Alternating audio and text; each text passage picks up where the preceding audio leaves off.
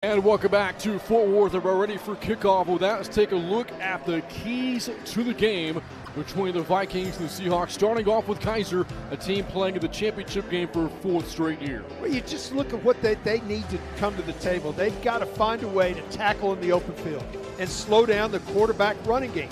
I mean, obviously, the player of the year is on the other side. He is a dynamic runner, a power runner is Warring. So they've got to get that done, and that means also tackle in open field. No missed tackles. On the other side for Grandview, they got to stop the run. They would like to play with the lead and use clock and manage the clock here, especially on a day when the wind is blowing so hard out of the south. You look at the weather here this afternoon in Fort Worth. Temperatures in the upper 70s, 79 degrees, sunny, and the wind blowing at 17 miles per hour. Just like that, the wind knocks the football off the tee before we get the game going here. And are you hungry at halftime? Well, then grab your game day cravings at McDonald's. I'm loving it. And we are ready to rock here in the NAIA title game taking place in Texas for the first time since 1976. The Vikings playing for their third ever national championship for the Seahawks, their second. And the opening kick from Dorian Hall, and off we go. From DFW, and keep talking about Jackson Waring. We'll take a look at him first here today. His career record as a starter for the Vikings, 38-1. Well, that's pretty good. The last time I checked, there's no question. He does so many different things. He is such a really good player. He goes to the field. He takes control of the huddle. He's the guy they lean on. And again, if you take him away, he can beat you with his arm. But if you let him beat you with his legs, you're in trouble. So that's the first thing you got to try to stop. Waring fifth nationally in touchdown passes, 33 this season, only 4 interceptions.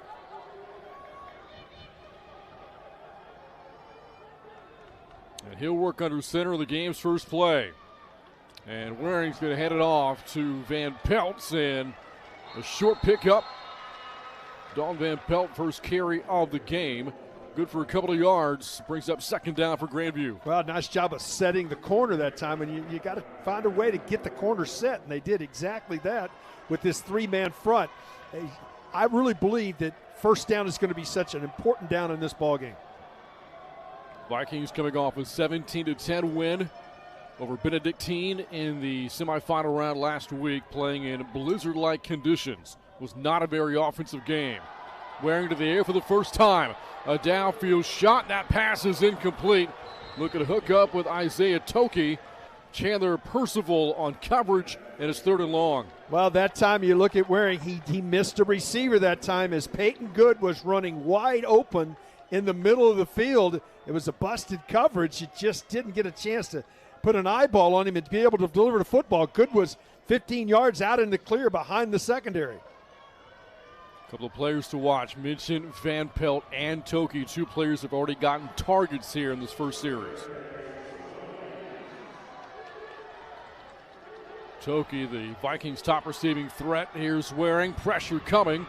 Waring steps up and taken down from behind. And the Seahawks defense makes a statement on the first series of the game. Nice job coming from behind. They were coming with a blitz from the backside. Watch, you can feel the pressure. Waring steps up, but it's a nice job of hustling all the way, coming from behind and making the tackle short of the line to gain. It's going to lead to a punt into the breeze. And that was Kedrick Burley on the tackle there for the Seahawks. And Grandview goes 3 and out to start today. Braden Coy, the sophomore punter, gets it away. And back to receive Elijah Edwards, and he'll make the fair catch at the 30-yard line.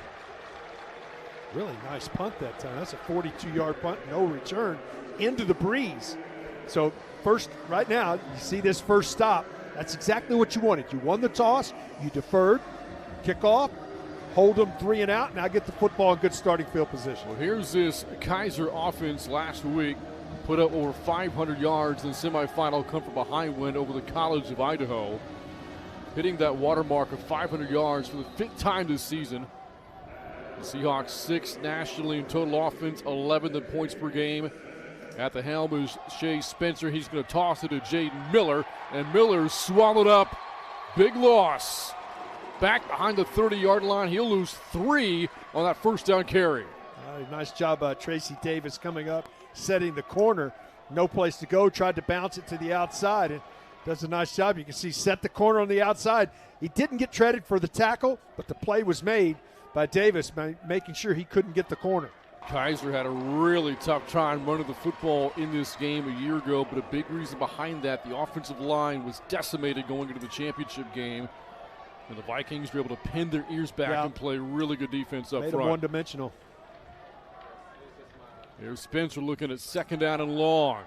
Steps up, pressure coming. To the sidelines he goes. The catch is made across the 35 to about the 38-yard line. What great awareness right there.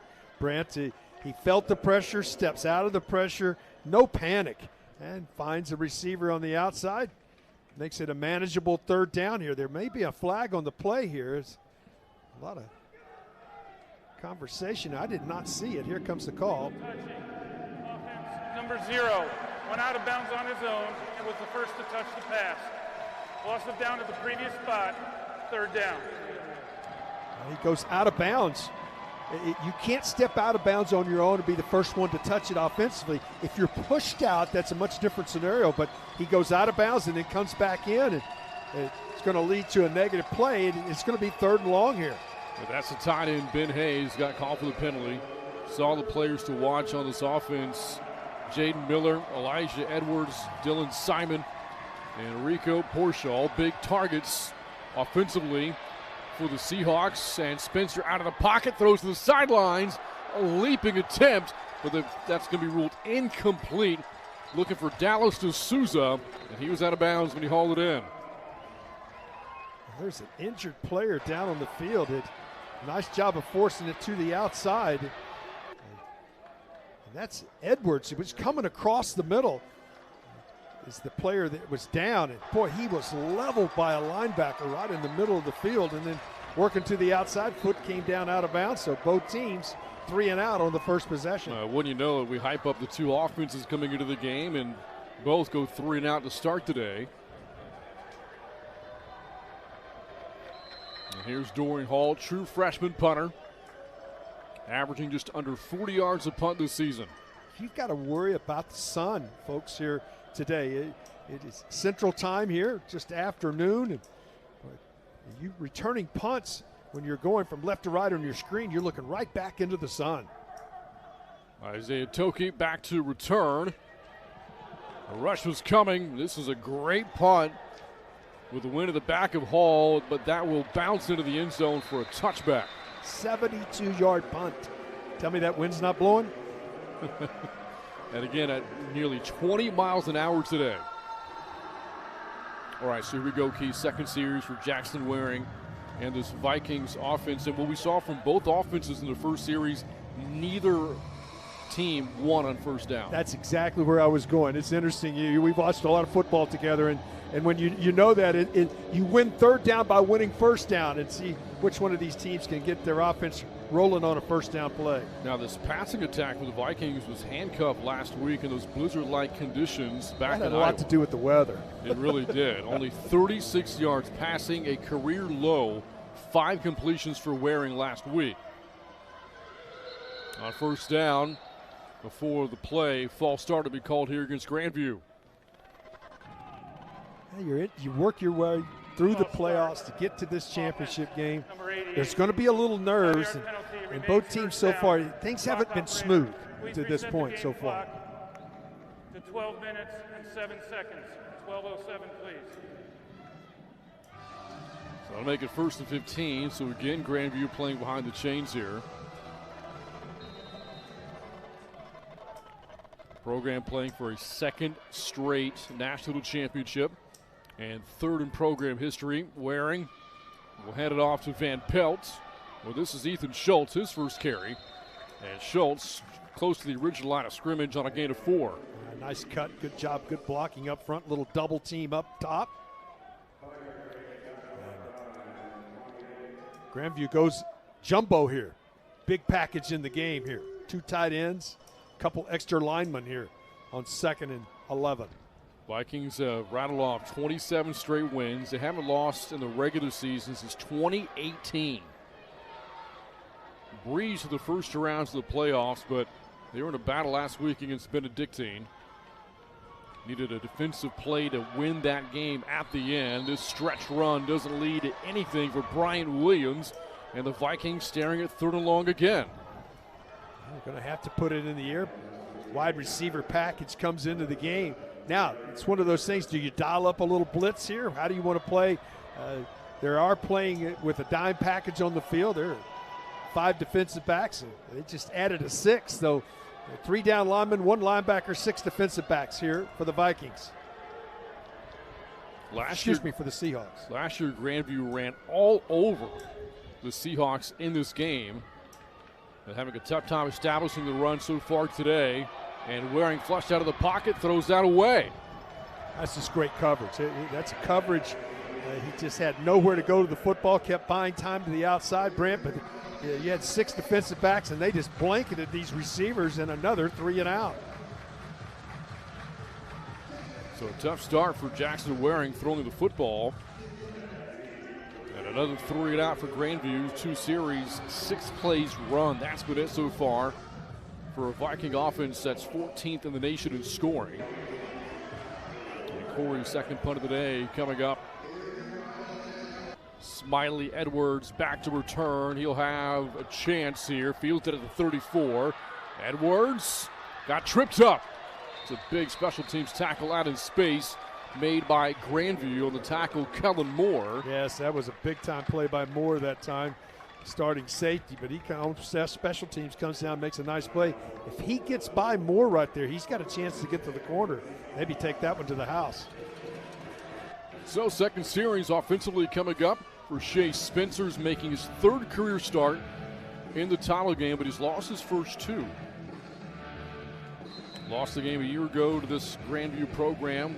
Also lost in the 2022 title game, a game that Shea Spencer suffered a torn ACL because of that, was unable to play the following year, a year that saw the Seahawks win the national championship. On first down, Spencer going to throw that out into the flat to Sousa. And a good first down play for the Seahawks. Get to the corner. They get to the corner with a little pass play and get it to the outside. And you can see they'd like to get into the rhythm. Offensive line back to the line of scrimmage. You would think they would like to get in some type of little hurry up here, see if they can get their offense going. Look for D'Souza a lot here today. There you see him, the freshman wide receiver, who's had a big postseason. Huge 44-yard touchdown catch in the come from behind win last week over the College of Idaho. And this is a run that'll net a first down, the first down of the game for either team. Yeah, 4th possession of the ball game and the first down into Grandview territory. Maurico Porcha on the carry there for the Seahawks. Speaking of big fourth quarter plays, holding a 54-yard touchdown last week in the fourth quarter. A game that again saw the Seahawks trailing in the second half, 21-9, and came back to win. In the Vikings territory for the first time, and here's Miller. Yet to really get him going in this first quarter. There, picks up about 3. Just an inside zone. They will run the RPO off of that zone, and now right back to the line of scrimmage in a little hurry up here. Second drive of the game for Kaiser. A little swing pass caught by D'Souza. And escorted out of bounds. Got forced out on the play by Michael Banks. That'll set up 3rd and short. Yeah, that was the same play, same formation. You get the RPO off of it. And now it comes right back to the line of scrimmage on 3rd and short. The Seahawks upping up the tempo here, and it's Spencer handing off to Miller. Pinballs for a first down to the Vikings 33. Yeah, nice vision that time. Bounce to the outside. Nothing right in front of him. Does a nice job of just bouncing. He sees there's nothing there. Watch him bounce to the outside here and turn north and south and get the first down. Jaden Miller, 13th in the nation in rushing yards, over 1,100 on the season. Has also turned in a terrific playoff so far for Kaiser. Spencer throws that one away, looking for D'Souza, who's well covered, and it's 2nd and 10. Well, you can see Spencer, upsetting himself as he delivers that football. Every quarterback that I know said they'd rather throw into the wind than throw with the wind. You could tell that wind really took that ball out of Shea Spencer's hands and just flew on him and overthrow and make it 2nd and long. To reference that 2023 championship win for Kaiser, Shea Spencer was on the shelf because of a knee injury. Starting quarterback that year for Kaiser, also unavailable that game. So Justin Wake, who's now a coach on the staff, in his first career start, led the Seahawks to a win. And what a hit put on there by Cade Sheedy. Sheedy does. He sees him, brings him down. How about holding on to that football? This is a great catch. You'd think that there's no chance he would get this ball in his hands. He gets blown up as soon as he gets it, but holds on to it. 3rd and long here. Well, Ben Hayes forced it to hold on to the football there.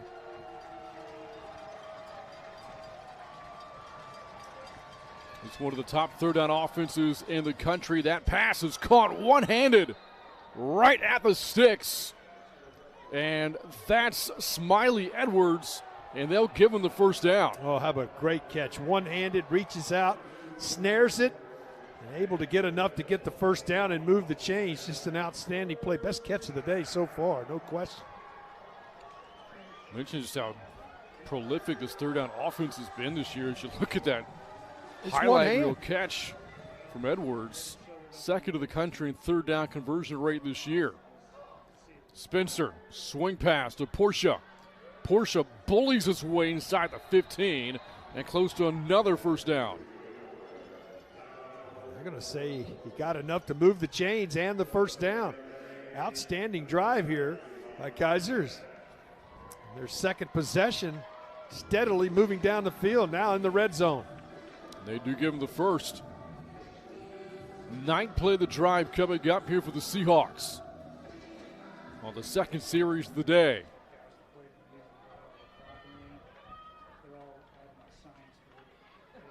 D'Souza in motion on the jet sweep. He'll break a tackle in the backfield and then gobble up out around the 10. A missed opportunity out in space there for the Vikings. Casey Trudeau, and it's 2nd down. Yeah, but Trudeau forced the play. With his penetration, it allowed the pursuit to get there. He did get a couple yards, but if he doesn't get that penetration, he might have got the corner and the touchdown. Kaiser playing in the title game for a 4th straight year. And looking for their 2nd national championship. On 2nd down, it's Miller. Nope, Spencer, play fake, hit as he throws. Ball hangs in the air, and it's nearly picked. Goes off the hands of Tucker Dickherber, and the Seahawks avoid disaster there. Just an outstanding job. But sometimes as a receiver, you know what you got to do? You got to become a defender. And Edwards, if he doesn't reach up with his right hand, watch Edwards. He becomes a defender here. He just swipes the ball away and knocks it down and keeps the ball from being picked. Well, again, the Vikings very good defensively in the red zone. We saw that last week in that huge stand late in the game in the victory over Benedictine. 3rd down, Spencer over the middle, got a man wide open. There's a flag in, back at the 5. This is a 1st down for Porcha, penalty pending. Yeah, this could be offensive pass interference. We'll see what the call is here. It came in that area where there was some crossing receivers.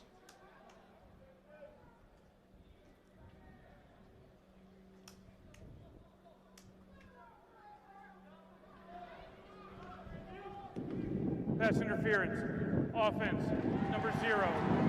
You see that back judge come in and 2 receivers cross each other, defenders start knocking into each other's. A lot of times that's what draws it. You'll see the right here. You can see that the defender was knocked off of his receiver.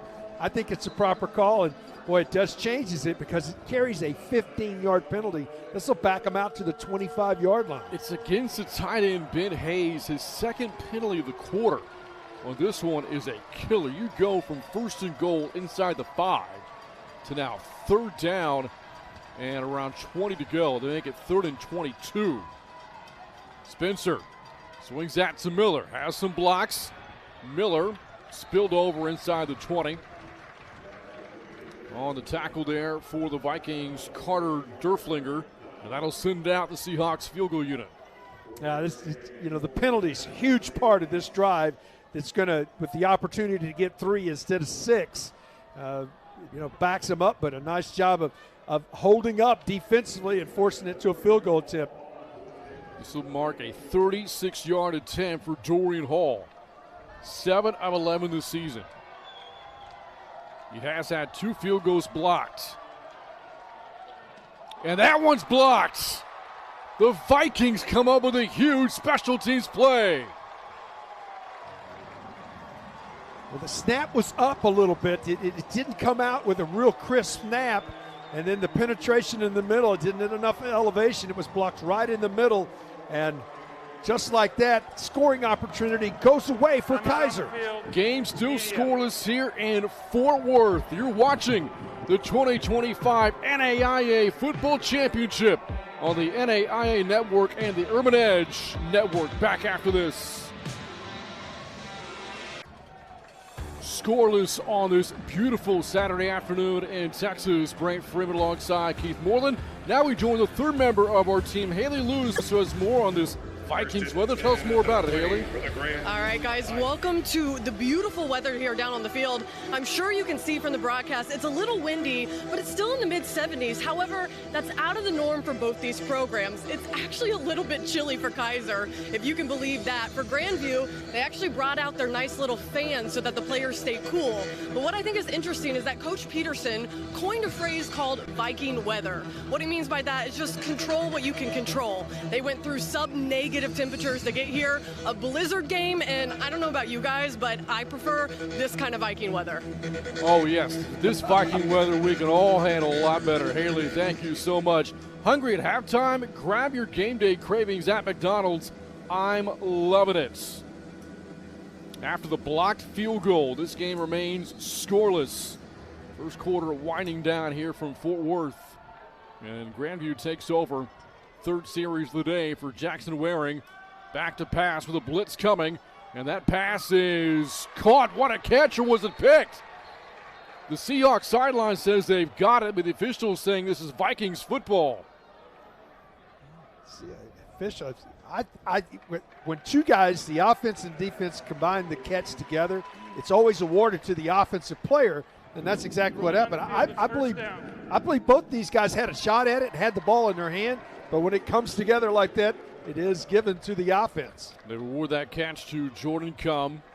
Only his second catch of the postseason, but his other was a 73-yard touchdown against St. Francis. That's the initial first down right there of the ball game. First one for the Vikings. And Waring off the play fake. Pressure coming, and that pass is going to fall incomplete for Isaiah Toki. And it feels like Jackson Waring's been feeling a lot of heat so far in this game. He has not been able to set his feet. He was on the move right there. That was an uncomfortable throw. He had defenders coming at him from all directions.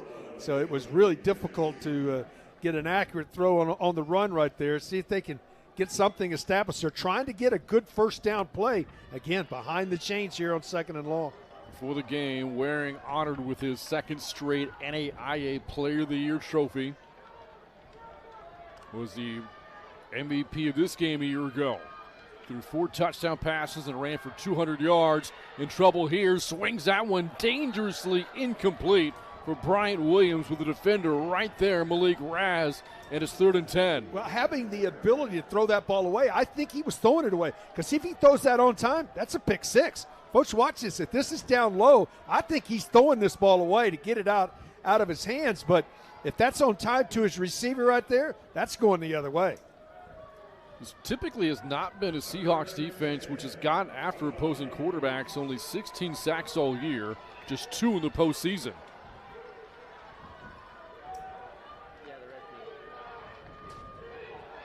Third and 10. Waring.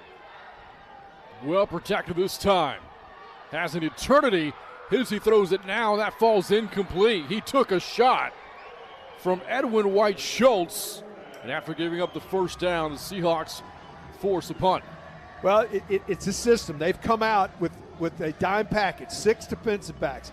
they are playing man-free underneath. In other words, they're manning up with every receiver and 2 deep safeties. Right now, Grandview's having a tough time recognizing that and can't put themselves in 3rd and long because it's difficult to get a completion.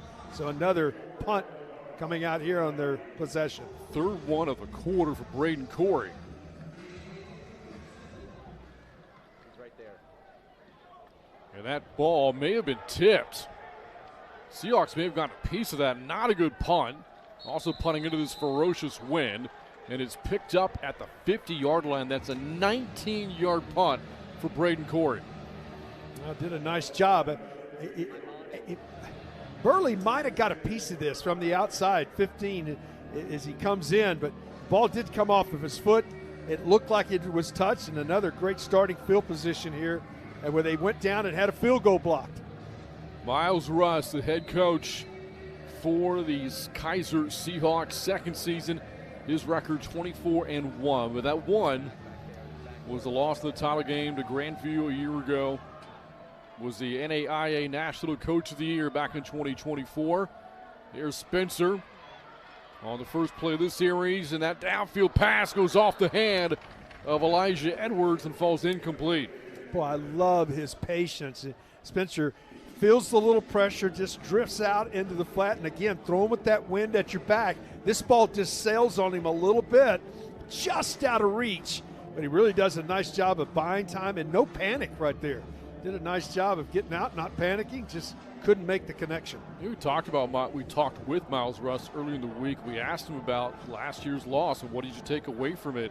He felt as if his team needed to get more physical, more detail-oriented, and he was in the film room watching that game the day after. Swing pass is caught, 1st down and then some. On the run to Sousa.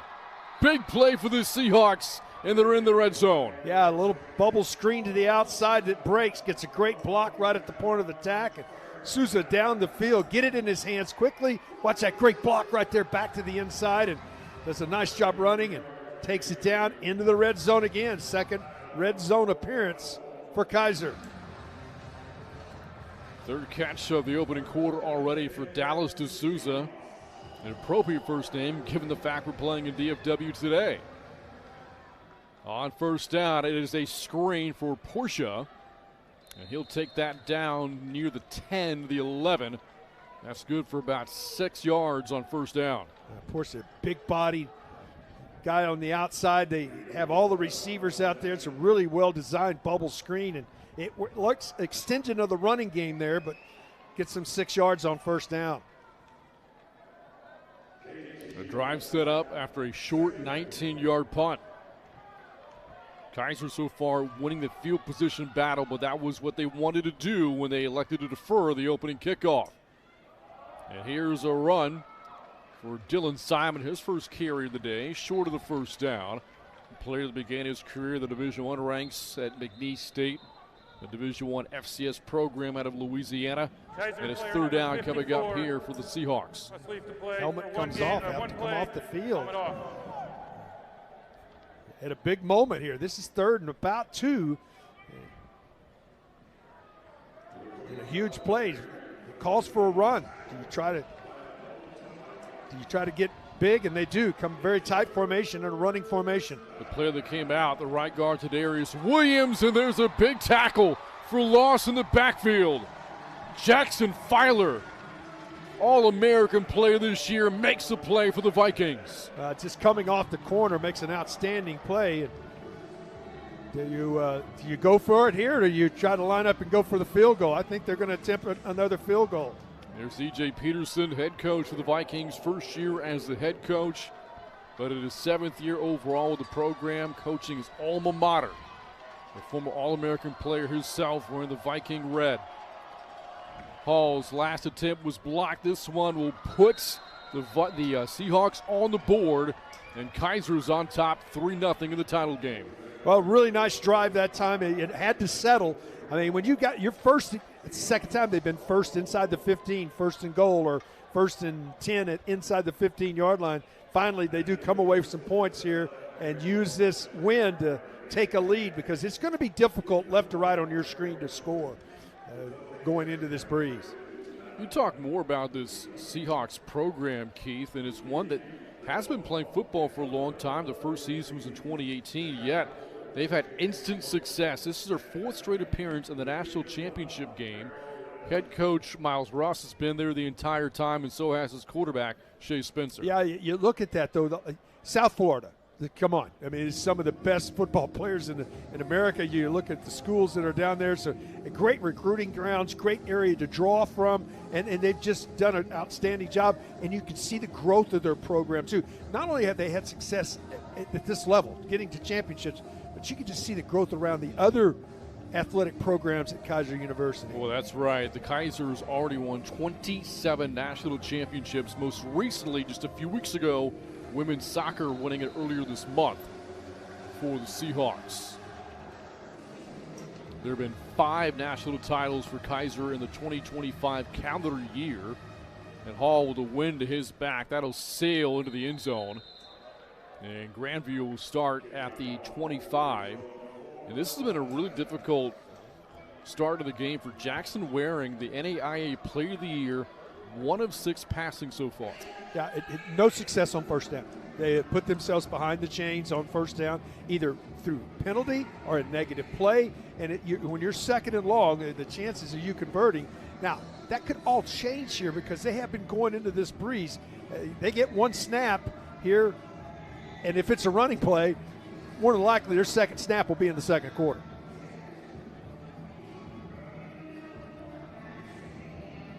And also this prolific running game for the Vikings has been held to 8 yards so far. Just 19 yards of offense for Grandview.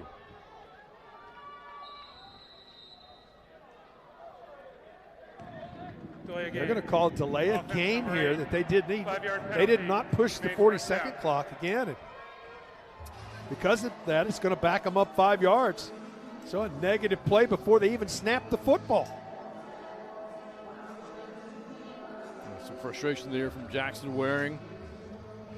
Making another start of the championship game, his second straight.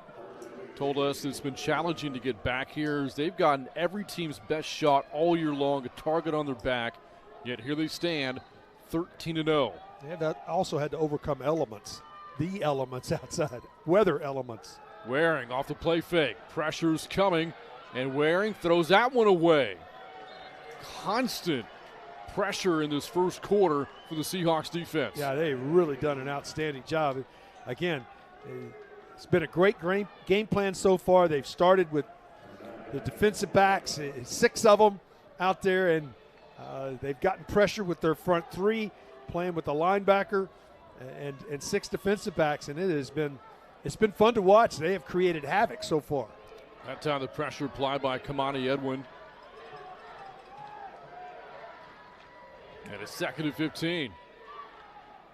Here's a run. Van Pelt getting loose, one of his better runs of the day, before getting tripped up by Malik Raz. Gain of about 6 yards, 3rd and 9 for the Vikings. That may have been the final play of the quarter. I think you take a timeout here. I think the win is so prevalent. Let's see if that happens. I'd see Kaiser taking a timeout, forcing them to run a play. Their first of the half. Please set the game clock to 29 seconds, please. And that is exactly what Miles Russ does, playing the elements. It's so important here today. It's such a factor in the game that you put yourself in position. Now, if you run the ball here on 3rd down, in my opinion, I take another timeout. I force them to kick this ball into the breeze. So timeout taken by Miles Russ. When he first came on board at Kaiser in West Palm Beach, the head coach was Doug Socha, who was the 2023 NAIA Coach of the Year. And, of course, Miles Russ earned those honors himself the following season. Former college football player himself, a great running back at Robert Morris. And there's E.J. Peterson, the head coach again for the Vikings. Born and raised in the Midwest, out of the state of Iowa. And looking to bring another title back home. The Vikings looking to become back-to-back I would not be national surprised to champions. see some type of quarterback draw, quarterback out to the outside. and a quarterback run right here. 3rd and 9, 8 in coverage here for the Seahawks. Waring with pressure coming, and a flag is in as down he goes. A 3-man rush, and the Seahawks got home. And they do call timeout. Going to force him to punt it into the breeze. Is there a flag on the play, though? There is, back at the 37. Defense number 12. 10-yard penalty from the previous spot. Automatic first down. That car is an automatic first down, and I don't think they'll charge the timeout because of that, because there was going to be timeout called anyway with the penalty. So that, I believe that the Seahawks will get that timeout back that they tried to go, and they'll run the clock here now. This could take it down to the end of the quarter before we had another snap. Well, that negates a 3rd down stop there for the Seahawks and the opportunity to take advantage of the win. First down be a penalty on the flag against Tommy Battle, the 4th. And we will go to the seconds. A lot of defense in the first quarter from DFW. At the end of one, the Kaiser Seahawks a slim 3-0 lead over the reigning champion Grandview Vikings. You're watching the 2025 NAIA Football Championship game on the NAIA Network and the Urban Edge Network. We are back after this from Fort Worth, Texas. And we are back here in Fort Worth, Texas. Brent Freeman alongside Keith Moreland and Haley Lewis. Glad to have you with us on this beautiful Saturday afternoon for the 70th NAIA National Championship game. Hungry at halftime? Grab your game day cravings at McDonald's. I'm loving it. We head to the seconds. 3-0 Kaiser on top of Grandview. A defensive struggle in the first quarter, but now the Vikings with a win to their back, and it's Waring who got cut down. And a good tackle out in space made by White Schultz. That'll set up 2nd down and 10 for Grandview. Nice job of shutting the corner down, and Waring trying to get up in there and just got his pins cut out from under him. No gain on first down. Just have been behind the chains this entire ball game so far. For the Vikings in that first quarter, only 2 first downs, one of those via penalty, and only 25 yards of offense on 13 plays. 2nd and 10, Waring will hand this off, and a big run out across the 40 to the 45 goes Ethan Schultz. Schultz keeps those legs going. Nice blocking up front. Now that's what you call a manageable 3rd down, making it 3rd and 1. So far, Grandview won a 4 on 3rd down. 31st in the nation in 3rd down conversions this year. But a lot of options for Waring on 3rd and 1. Seahawks crowd in the box, and it's Van Pelt with a first down in midfield. And this the deepest that Grandview has been in the game. Nice blocking up front and great vision. You could see the hole in the left wasn't there. His vision allowed him to break it to the right quickly, and that acceleration got him to get him to midfield in the first down. Well, again, in this game a year ago, Grandview ran for more than 350 yards. It was a combo of Waring and Van Pelt. Waring over 200 yards of his own, Van Pelt over the century mark. And a game Grandview won decidedly 35-7. And looking to make it 2 straight over the Seahawks. Waring in first down, rips one, and that is caught for a first down. Biggest passing play of the game, as that's brought in by Peyton Good. Good with a little stop pattern. He was the slot receiver, clear on the outside, dragged the linebacker with the tight end across the middle. He comes open. You see him right there, a little stop route. Pitch and catch for the first down. Gain of 16 yards, biggest play from scrimmage so far for Grandview.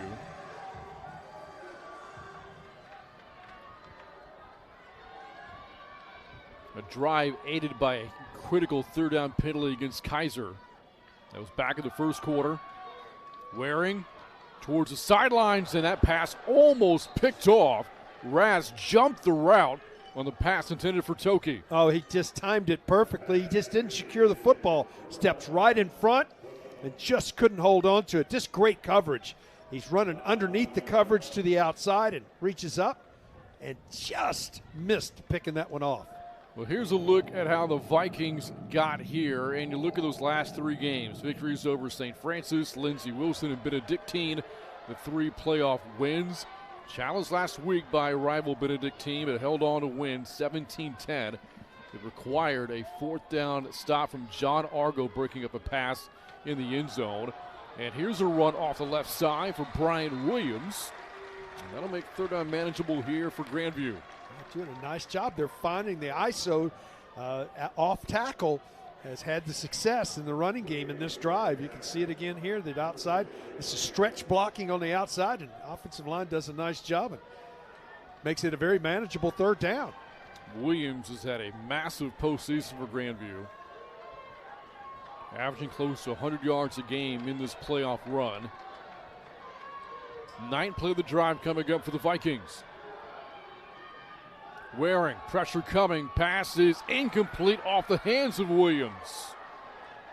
Just couldn't get that completion. Now, from this direction, this is a manageable field goal. It is a long field goal, but from this direction with the wind behind you, you got definitely an opportunity. Watching pregame, these guys in this direction were connecting at 50 and 52 pretty regular.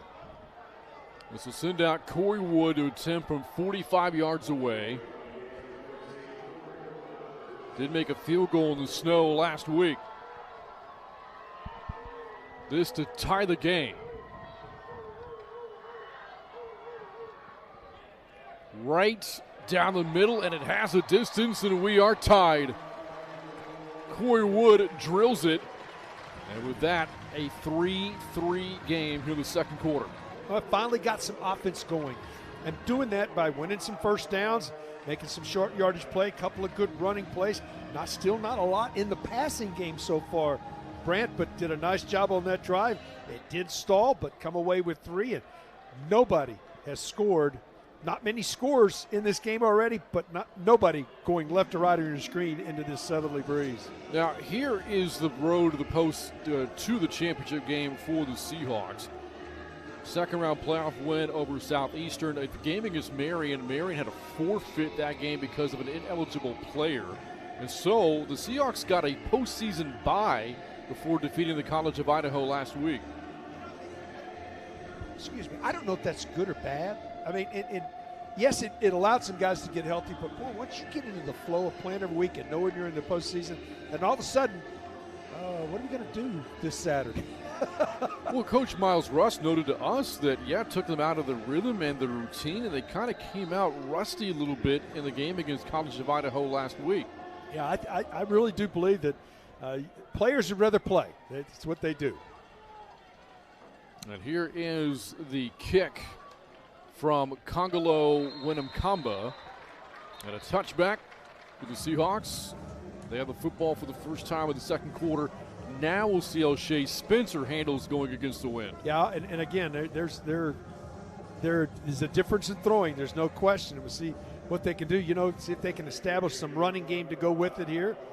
We're into the flow of the game now, so now it's adjustments, coaches making adjustments in between possessions. Kaiser, 90 yards of offense in the 1st quarter. A lot of that coming off the arm of Spencer. 8 of 12, 77 yards his afternoon so far. And he loses the ball on the snap. That's a broken play, and the Vikings take advantage as Filer brings him down for a loss of 4. Yeah, just disrupted the play. He was going to try to hand it off. I like the fact that he said, hey, the play's already busted. Let's don't turn it over and get as much as you can get. You can see he could have reached out and tried to make the handoff, but instead just let me get as much as I can to protect the ball. Well, 1st down plays continue to tell a big story in this championship game.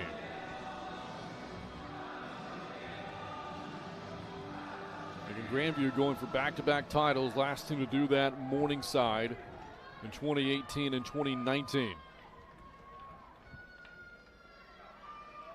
2nd and 14, Spencer to his left, and that's caught by Porcha. who got hogtied to the 25-yard line. Well, Doggett does a great job of making the tackle right here. This is staying on your man, getting to the outside, and he did it. It's exactly right. Got him and just whipped him to the ground right there, and now it's going to be 3rd and 10. Great open field tackle from Porter Doggett, sophomore linebacker for Grandview. Vikings defense giving up less than 13 points per game in the postseason.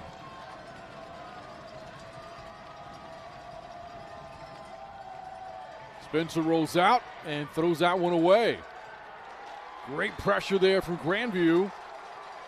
Casey Trudeau applying the pressure along with Cameron Meislaw.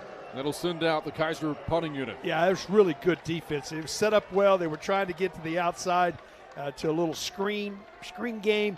Just couldn't do it. Everybody taken away. And then the pressure, as you're talking about from the inside, forced the quarterback to – got to throw it away. He couldn't hold it in his hand. Now the first punt into the wind. Last punt was a career-high 72 yards.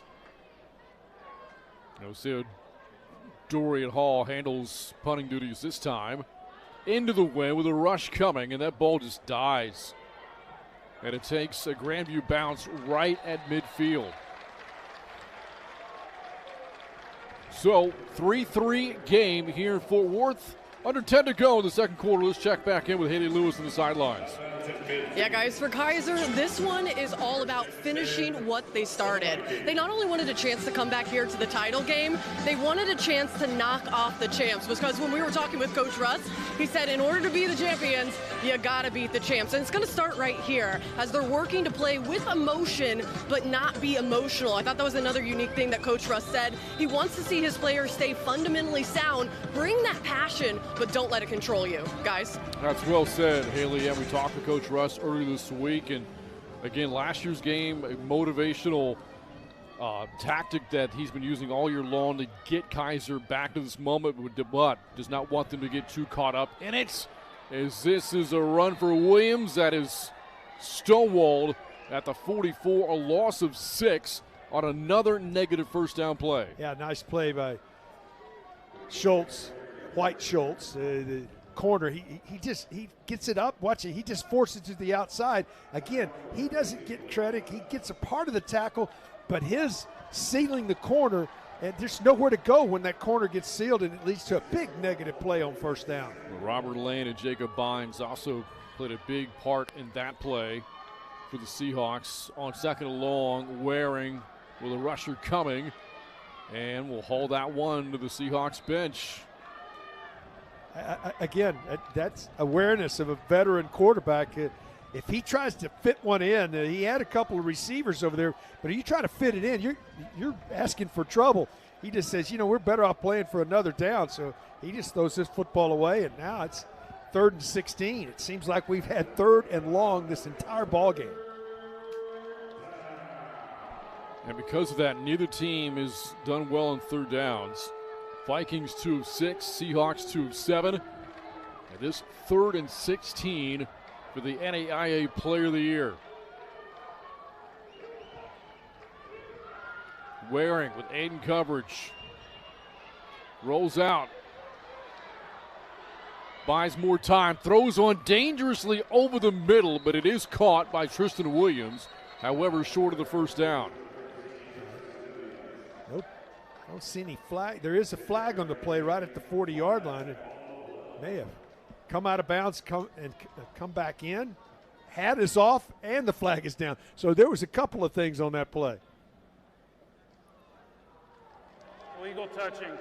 Offense number 13. Went out of bounds on his own and was first to touch the pass. Loss of down at the previous spot. 4th down. You get over on the side. It's the second time in the ballgame we've seen this. You get on the side and you run out on your own and then come back in. You can't be the first guy to touch the football. So sometimes you hear coaches say, if you run out of bounds, just stay out of bounds because you're out of the play. It's going to lead to a punt. And Corey punting with the wind to his back. Looking to pin the Seahawks back deep. That ball sails in this breeze here in Texas and into the end zone for a touchback. And Kaiser's offense will come out. 8:24 to go in the half. Still deadlocked at 3 apiece. Yeah, 55-yard punt, but only a net 35 as this will be brought out to the 20-yard line. And it has just been difficult for both of these offenses. Folks, if you're first time you're getting to see either one of these two teams, these teams come in, one averaging 500 yards a game of total offense, and the other one in the 460s. So these defenses are playing really good football here today.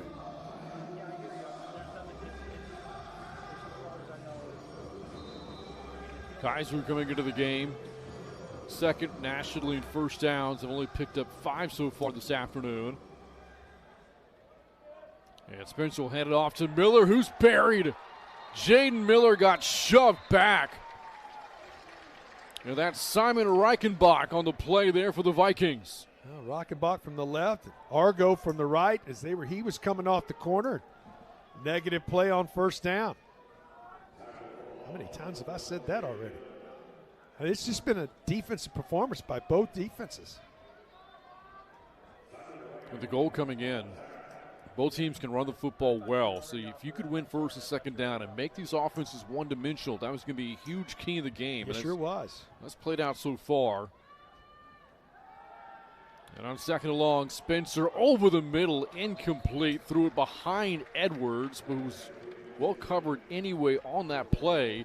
And now third and long. It was well covered, and he was being hit at the same time. He was fortunate that ball wasn't picked off as he was knocked off as he was trying to deliver the football. Now a 3rd and 12.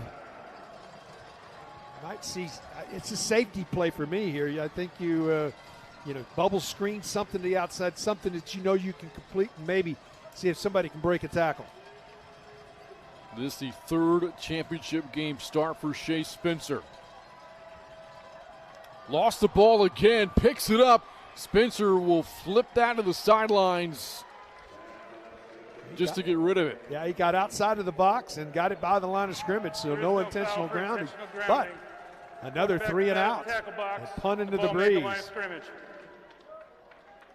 second time Spencer's had a difficult time simply fielding the snap. You saw the replay there. Casey Trudeau got a lot of the face mask of Spencer. The Vikings dodged a bullet there. That probably should have been a 15-yard penalty. He did get a lot of that face mask. Didn't see that in the initial play. This has been a difficult spot for both punters today. Punting into the wind. Rush is coming, and a line drive punt is fielded on a fair catch by Toki.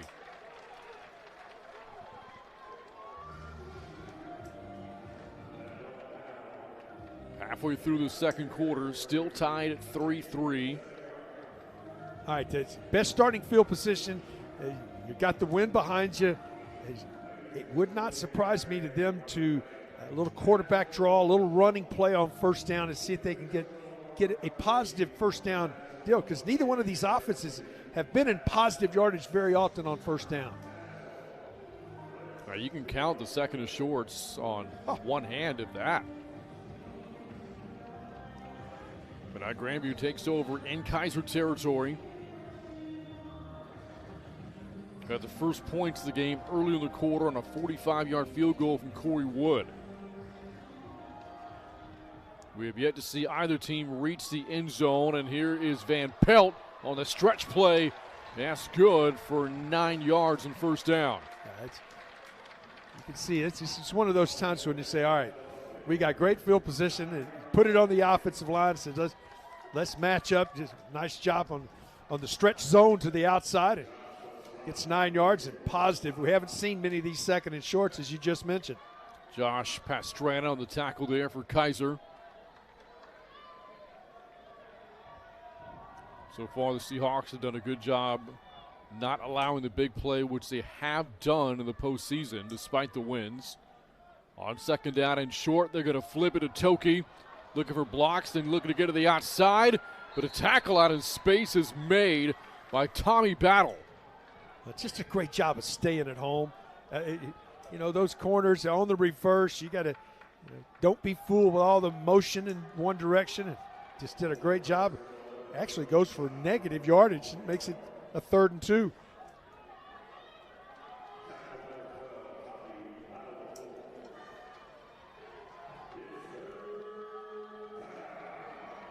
It's now 3 tackles for loss for this Seahawks defense. The Vikings have 6 of their own. Van Pelt, and he will turn out the first down, breaking tackles, and navigates down to the 29-yard line. I tell you, that's just a really nice run. Best run of the day. Just keeps those legs churning. Big guys up front. Give him a crease. Watch this crease he gets into right here, and watch him cover up that football and churning those legs. I mean, he's refusing to go to the ground and gets it down inside the 30-yard line.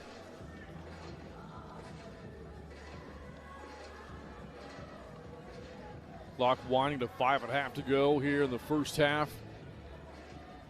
Grandview on the move. A run on first down, and to the outside goes Bryant Williams. Stacked up after a short gain. And they'll bring up 2nd down and 9 for the Vikings.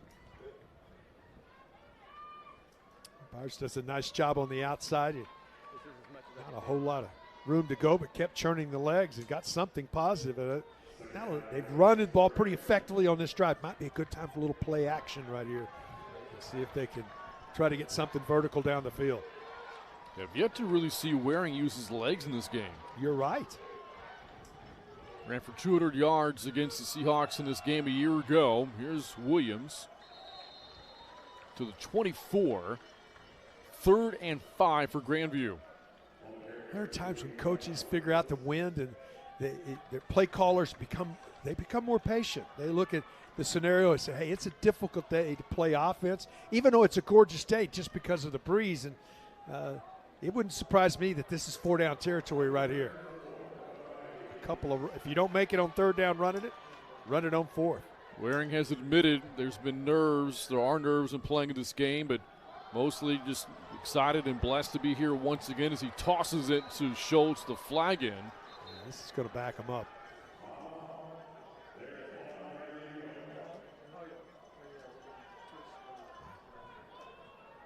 Right at the point of attack, you're going to get a holding.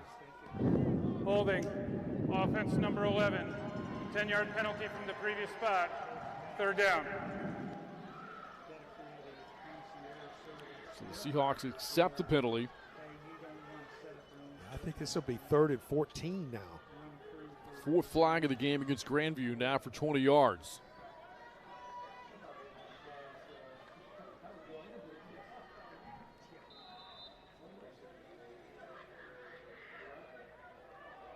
And if Grandview doesn't gain a yard here on this play, you're looking at a 50-yard field goal, albeit with the win.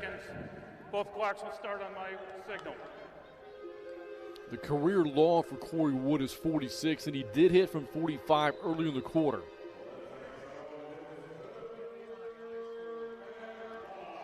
Third down for the Vikings. They have to reach the Kaiser 19 for a first.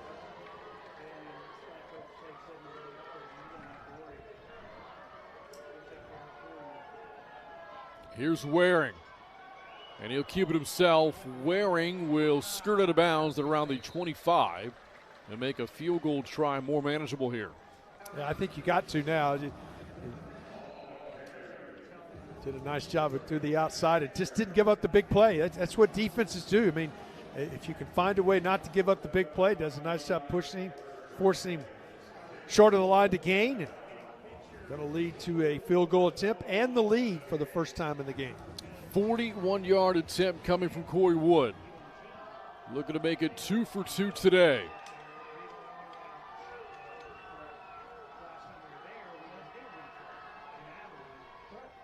And that kick is good right down the middle, and it puts the Vikings on top 6-3 with the second quarter winding down.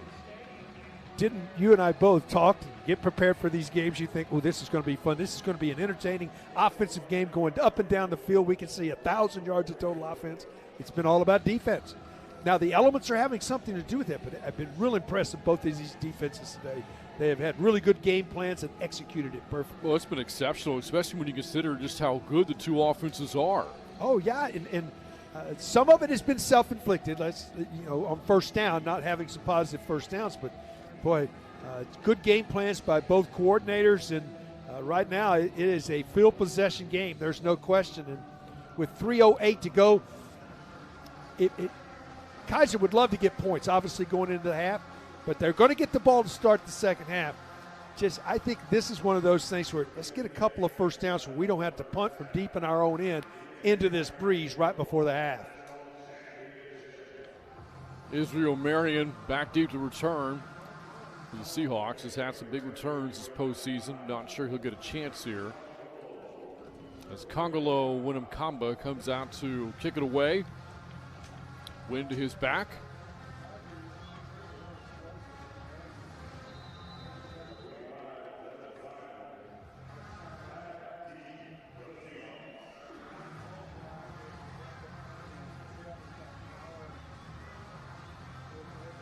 And Winham-Kamba will again mail that one into the end zone for a touchback. Seahawks ball, 3:08 to go in the second as they take over the 25-yard line.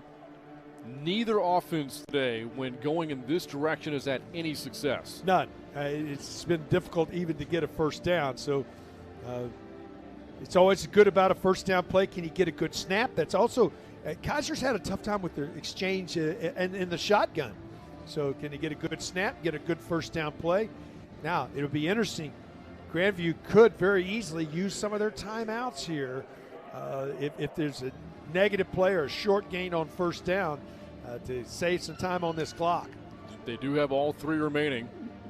And you mentioned the center to quarterback exchange. Blake Perry, the Seahawks center, first team all-conference player. You'd think the rhythm between he and Spencer would have been a little bit tighter coming into this game, given all their experience with one another.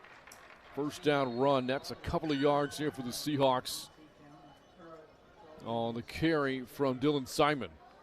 If they run the football here, they can take it to the 2-minute timeout here. So you don't have to really use a timeout right now. Now you may want to take one here if they run a snap pretty quickly and you get a stop to save that extra timeout at the 2-minute warning, 2-minute timeout.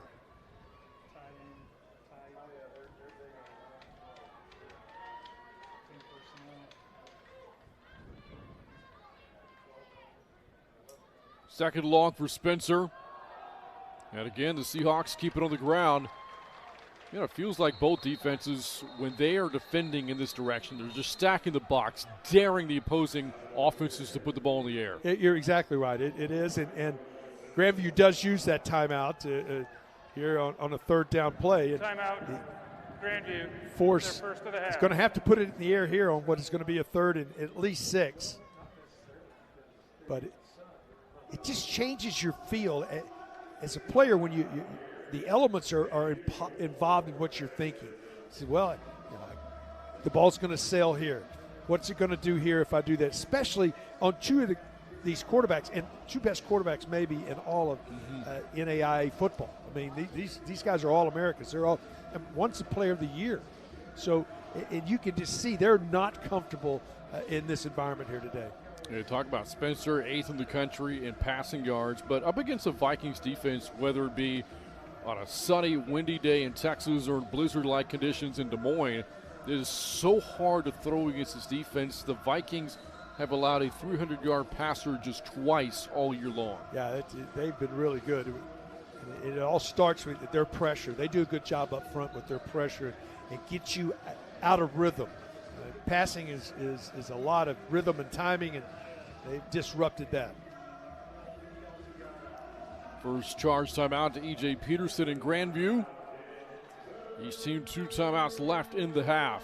3rd and 6 for Kaiser.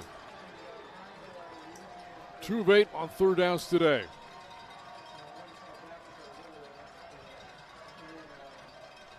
Simon out of the backfield. Pass over the middle is caught by Porcha.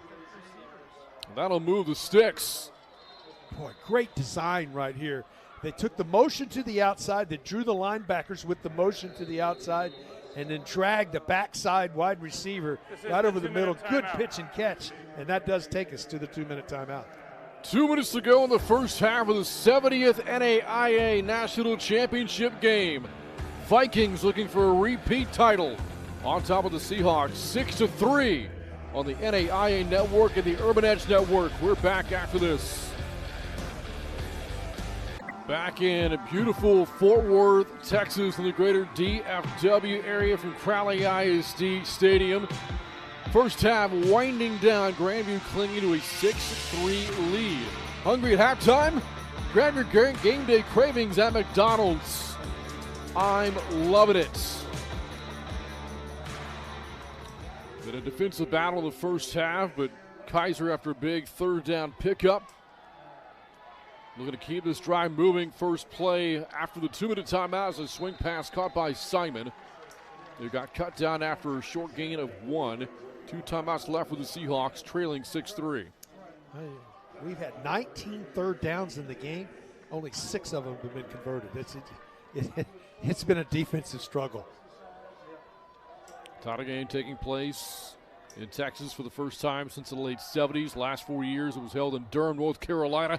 That sideline pass hauled in by Smiley Edwards at a first down for the Seahawks. Well, just a great route. Edwards came down, got it, contact in with the defender to the outside. Ball was out of Spencer's hands before he made the break. Pitch and catch. Going in this direction, we haven't seen much offense. Yeah, this is the best drive for either team going this way in the first half. 6th play of the drive coming up for Kaiser.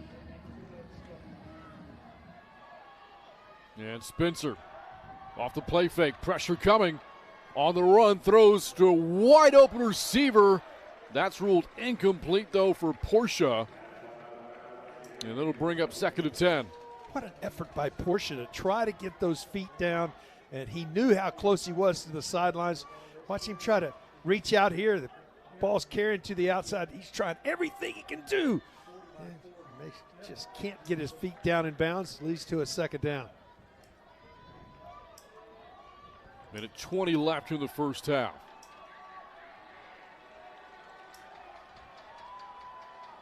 And again, the snap gets away from Spencer, able to bobble it and bring it in, and now throws, and it is caught.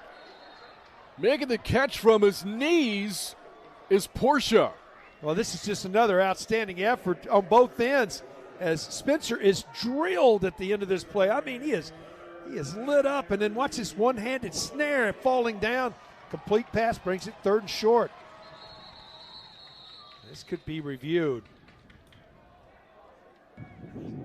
The ruling on the field of a catch is under further review.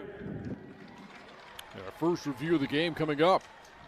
Yeah, it was one of those, they weren't hurrying thinking you didn't catch it. They were hurrying because they were trying to save time on the clock.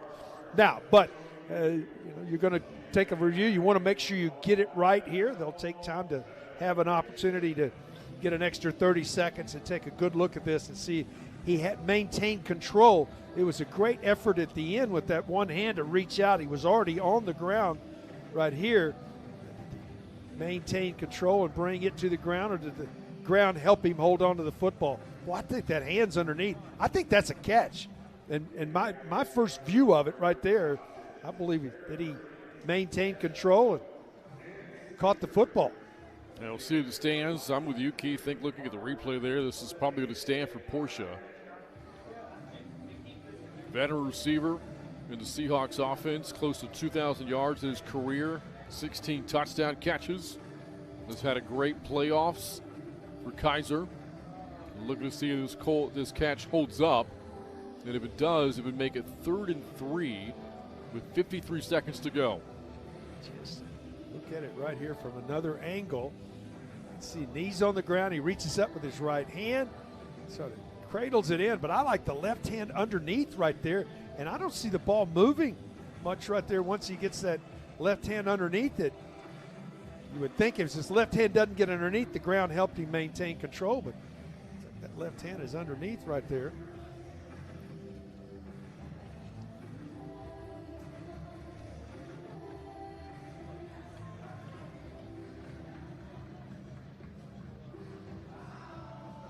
The replay official still taking a look at this.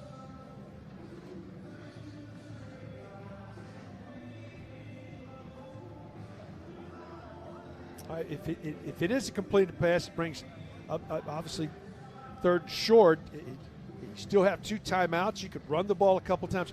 You're not in, you would think, 36-yard game. That's field goal range. Not in this direction. The ruling on the field is reversed to an incomplete pass. Actually called it incomplete. They Down must on have the had a better view 43-yard than line. we've The seen. clock should be set at So 1 minute call and 13 overturned, seconds. and it goes from 3rd and 3 to set to a 3rd and 10 here for the Seahawks. Just might not have got that hand under. Did the ball continue to move right there? It might have been that little bit of movement that came at it, forced it to sort of pop up when he fell down on top of it. What a great effort, though, to try to make the play. Now it's 3rd and long. So incomplete for Porcha. Kaiser's got it, 3rd and 10 at the 43. Four-man rush from the Vikings. Spencer rolls out, throws, pass batted down by Argo. Broke it up and incomplete. Dylan Simon looking for a flag. Not coming. It is 4th and 10. I think you got to punt this football away. I know it's into the breeze. Maybe down this ball back here with 1:05 to go. Grandview with 2 timeouts left in the half, but they will probably play safe defense here. I don't think there'll be any kind of rush, in case there is a fake. But I think it's the proper move to punt the football away, especially the way your defense has been playing. And here's the punt from Dorian Hall. Goes over the head of Toki. And he picked up around the 13-yard line. 54 seconds to go in the half. Vikings the lead, the ball. And with 2 timeouts left. You know who's had the best half? Dorian Hall's had a good half. Career 72-yard punt. And then now that was an excellent punt into that breeze that downed it inside the 15-yard line. He's been an integral part of what's taking place for Kaiser. Well, this first half has featured a lot of the 2 punters as neither offense has got things going as the score would indicate there of 6-3, but a defensive battle so far against 2 teams that have offenses putting up more than 40 points per game. But John Argo said it really well to us early this week, star linebacker for Grandview. Whoever is the more physical team will win this game, and this has been a very physical first half. No doubt. That would be the term that I would use to describe the whole half, physical. And we'll see how aggressive Grandview plays here, backed up at their own 13. Waring to the air. Good coverage down the field, and now Waring throws that one away. There have been more completions for Waring today to sideline players than there have been players in the field. Agreed. And some of them are getting close to the stands. Quarterback was out of the tackle box. Because he's had to. The He's ball had to made the get it line out of of his scrimmage. hands. Just great coverage. This has been an outstanding coverage half by the Kaiser secondary. This is one of those numbers where you say, if you would have told me, I never would have believed it. But Jackson Waring in this game is 2 of 12 passing for 27 yards. Wow. Making his 40th career start today. In his first 39, he's lost once. And here's Van Pelt, or make it Waring keeping it, and takes a shot at the 20 after a gain of about 7 yards. Kaiser takes a timeout. If they can get a stop here, got a chance to get the football back. Well, that's a big-time hit from Josh Timeout. Pastrana. Kaiser, 6th leading tackler second on and the a half. Seahawks Please defense. set the game And clock the clock to does stop 37 with 33 please. seconds to 37 go seconds. on Kaiser's second called timeout. That's why you line up and play the games, Brent. You prepare. The second time I've said it in this half, but it's still amazing me to have teams that have these prolific offenses. And this has been about the 2 defenses. There's no doubt. It's been about field position, the wind, and defense. That's been this first half right now. Again, Grandview looking to make it back-to-back titles. Hasn't happened in the NAIA since pre-COVID, 2018 and 19. There have been 6 different champions over the last 6 years. But of those champions, Grandview and Kaiser have won titles. Grandview again a year ago, Kaiser 2 seasons ago.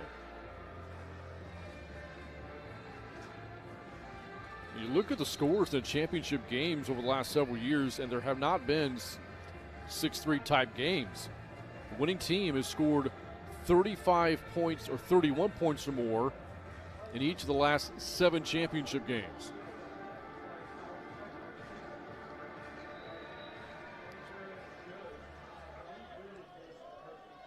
Out of the Seahawks timeout, 3rd and 3 for Grandview. Motion from Lance Clayberg, the tight end. It's a run for Van Pelt, and Van Pelt breaks free. There he goes, Van Pelt in a foot race, and he is gone for the touchdown. 80 yards to pay dirt for Dalten Van Pelt. Great block at the point of attack to break him to the outside, then into the secondary, and breaks into the secondary and then just hangs on at the end, doing a nice move of breaking a couple of tackles. You don't think about breaking tackles when they're catching you from behind, but a great cutback right here, and then he finds green grass or green turf out in front of him, but a nice job finishing right here. He contact at the 7. You can see laid out to get to him, and then contact again about the 3 and forces his way into the end zone. Well, the first touchdown of the game comes with 22 seconds to go in the half. A clutch run from Dalten Van Pelt, longest run of the season. 80 yards, says house call, and it's 13-3 Vikings. What a backbreaker. It's just call timeout because you think you're going to have a chance to get the football back, and instead, 3rd and short, break it off tackle and take it to the house. What a finish. You always hear coaches talk about, Brent, finishing. Well, that's how you finish the end of a 80-yard touchdown run. Mentioned Kaiser had a tendency of giving up big plays in the win last week against College of Idaho. Gave up 3 touchdowns of 40 yards or longer. This one double that, 80 yards for Dalten Van Pelt. And it is 13-3. Vikings on top before that 80-yard run. Grandview had 95 yards of offense for the day.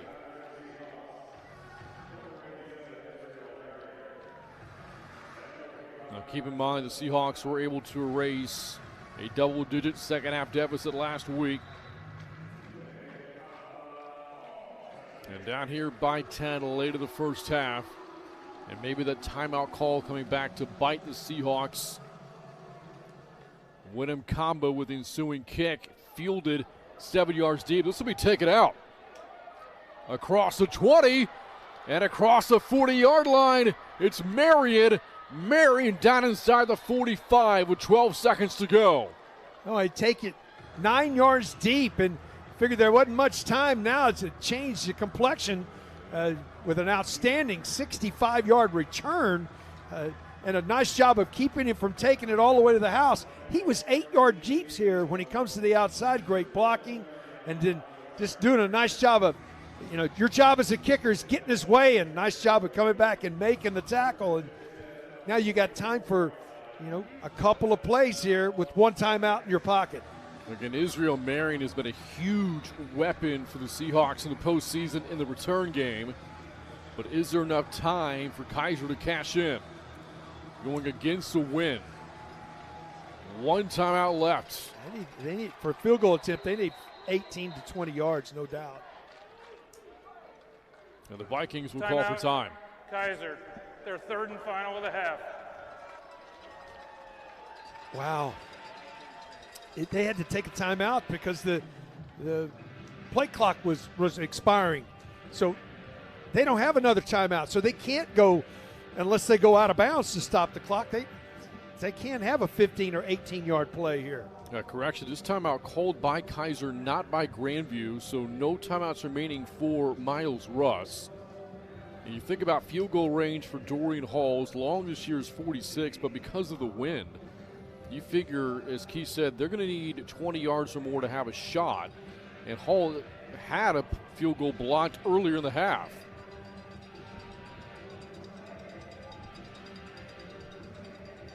I think it changes what you think about calling right here, where you were probably thinking about something you could go across the middle, and like you're talking about, looking at 18, 20 yards and get a completion, get to the ground and call timeout and have enough time to attempt a field goal. Now with no timeout, it's got to be out of bounds. That's the only way you can have enough time. Anything in the middle of the field, yes, a first down stops the clock, but it's still difficult to get up and spike the ball.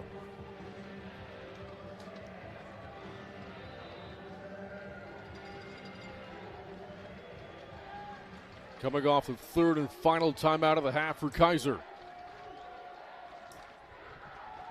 Spencer pressured and sacks. Trudeau with the sack back behind midfield, and that's going to end the first half. Explosive 2 minutes. I mean, this game really changed in these last 2 minutes with that touchdown. First to the ball game and a 10-point lead at halftime. A huge defensive effort of the first half from Grandview, and one explosive run from Dalten Van Pelt has put the Vikings on top by 10, 13-3, as they look to secure a second straight national championship. The defensive struggles really did a nice job, found a way to get that big run, break that one shackle, and had that one big run. Defense has been outstanding. Look at Seahawks will get the ball here to start the second half.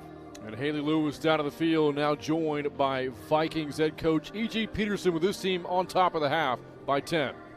Coach, it was hard to come by offensive yardage there in the first half, but able to get into the end zone at the end of it. What does that do for your momentum going into that? Yeah, I mean, we just got to keep chopping wood on this thing. We knew that this is going to be a 60-minute fight, and our guys were prepared to go all 60. Now, on the flip side of that, your defense very dominant in this first half, holding Kaiser to only 3 points. What are you seeing from your point? Yeah, they've done a great job making some big-time plays. We got plenty to clean up. Hey, we got to come out and finish this thing in 30 minutes. Appreciate it, Coach. Good luck in the second half. Thank you. Guys, I'll send it back to you in the booth. All right, Haley, appreciate that. Your score at the half of the national championship.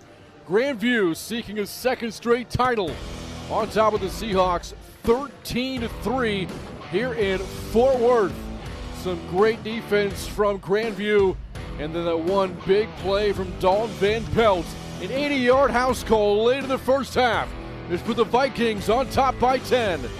You're watching the 2025 NAIA Championship on the NAIA Network and the Urban Edge Network. Halftime here in Texas. First team All-American players, and we're seeing one of them firsthand here today, right there at the top. Jackson Waring, first team All-American quarterback for the Vikings. Yeah, and he's a player, it's two-time player of the year. And you look at the defensive players on the other side, and you just look at the players that are right there, including one in this ball game. Ty Lalogo, big-time defensive tackle for the Seahawks, two-time Sun Conference Defensive Player of the Year. Looking at the final regular season poll, and well, these two teams, 1-2 coming into the game today. Yeah, they 1-2, but you've been there. You go back and look at the preseason poll, it's 1-2 then. They've been 1-2 for the beginning. These have been the best two teams, and they're meeting here. Right now, Grandview with a 10-point lead. So that'll look around the NAIA at the half. Vikings on top of the Seahawks, 13-3. We'll recap the first half after this with a look at the highlights and the stats from Crowley ISD Stadium. You're watching the 2025 National Championship on the NAIA Network and the Urban Edge Network. We're back after this. 13-3 Vikings on top of Miles Russ's Seahawks. And you look back at the first half here, Keith, and the big story defense for both teams until the one explosive for the Vikings as you take a look back at some of the first half highlights. The defense were in total command of the ball game. Started early. It was all about the defensive game. Led to field goal attempts, a blocked field goal. But you can see the defense in total command of the game. Just could not get anything going. Big hits, keeping people out of rhythm. Just cannot get down the field. And because of that, you had a first half where it came down to only touchdown was on one huge play in the ballgame. That run led to the first field goal of the game. So the only points of the first half for the Seahawks. They had a chance for a second field goal. That was the first attempt of the day play from Dorian Hall. Kick got blocked. Then we turn to Grandview and what the Vikings were able to do in offense. Yeah, and it's the passing game hasn't been great for either team in the ball game, but they were steadily able to get down the field once they got the wind at their back. Every team has scored with the wind at their back in this ball game. And so it's interesting. You see that leads to that field goal there. That brings us to halftime where we are at 13-3. You can see the stats. It's just not a lot of offense in the game. There's no question. 148 yards of rushing, about 80 of that on one play to 4 yards for Kaiser. How about this? Kaiser, who gets the ball to start the second half, will get the ball with the wind at their back. I like this. Grandview is going to kick into the wind in the third quarter. They had the wind at their back in the fourth quarter. Neither team very good on third downs either, both 3 of 10. Not a lot of passing offense either in the first half for either team. We'll look shortly at the numbers for both Shea Spencer and for Jackson Waring and what they were able to do. But now we get ready for the start of the third quarter. Kagalo Winham-Kamba have to kick it away for the Vikings. Get the feeling a very important third quarter possession coming up here for the Seahawks with the wind at their backs. Short kick, and it's fielded on the run, and the return out across the 20. It's Marian who had a big return late in the first half of the Seahawks, and another good one here. And Kaiser will start at the 45-yard line. Well, he got an outstanding return, broke a couple of tackles. There is a player down for Kaiser here on special teams, but this ball is out past the 40-yard line, and a great starting field position. I would think that they're going to try to open up this passing game here early and get themselves into some rhythm in their passing game because they haven't had any rhythm at all in this first half. And here, look at the numbers for the two quarterbacks, and it's Shea Spencer there on the left and Jackson Waring on the right. Boy, Jackson Waring, well, who would have thought that, one, Waring would be 2 of 12, but two, he would be 2 of 12, and the Vikings would lead by 10. Yeah, it's just been a strange ball game. It has been difficult on quarterbacks. I think those numbers are going to change here in the second half. I mean, both of them are really good players, and both of them are veteran players, so it would surprise me if we didn't see quarterbacks get a little better feel here starting the second half. And the fallen Seahawk, Josh Pastrana, taken back to the sidelines here. So this is a massive third quarter if you're Shea Spencer because this is the last 15 minutes he gets to throw with the wind at his back. Yeah, I think that was interesting, kicking into the wind, and you make that decision, did Grandview, to have the wind at their back. It's how important it is in that fourth quarter. 10-point lead, Grandview as we start the third. And here's Spencer swinging it out to D'Souza and breaks a tackle. Big first play for the Seahawks. Out of bounds goes D'Souza at the 40-yard line. Yeah, did a nice move. Good blocking on the outside. Breaks one tackle. And that's what you're trying to run, those little bubble screens. It's about getting guys one-on-one and let somebody make a play. And he made a nice play into Grandview territory. Gain of 16 starts the half for Kaiser. Another swing pass caught by D'Souza. Got corkscrewed down to the open field by Tracy Davis after a short gain. And that'll bring up second down and 9. Oh, just a really nice job of getting the ball out of your hands. I mean, this is an extension of the running game, and he just gets it out of his hands. Great tackling, though, that time by the Vikings. But speaking of the running game, again, no success on the ground for Kaiser. 4 yards rushing in the entire first half, despite the fact that have Jaden Miller, one of the top tailbacks in the country, and there's a big hit from Davis. Plows the tight end Leo Berman to the sidelines. This really nice play action. Spencer trying to really do a nice job of selling the play action, getting to the outside, but a great open field tackle right here at the end. That's when they put that in the dictionary, that's what an open field tackle is supposed to look at.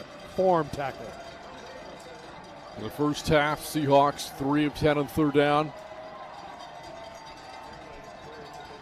Miller motions out of the backfield.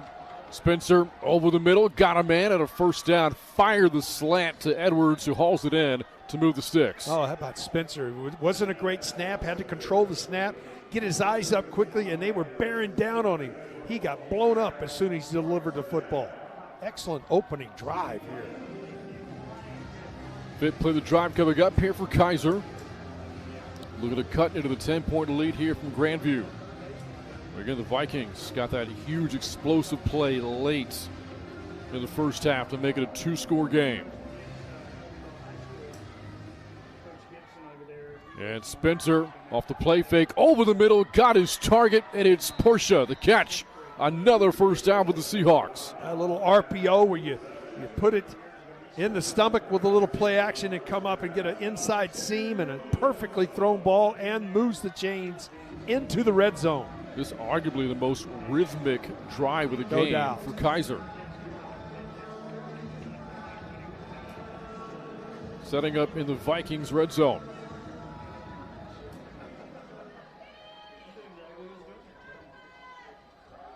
Off the run, it's Miller. His first carry of the second half. Again, they've yet to really get him going. Only a couple of yards there on first down. Well, a nice job of just at the point of attack of forcing it back to the inside to all the big bodies. It's 2nd and 6, 2nd and 7. It's been tough sledding here in the red zone. Jaden Miller in the game, 5 carries for 6 yards. That's been it.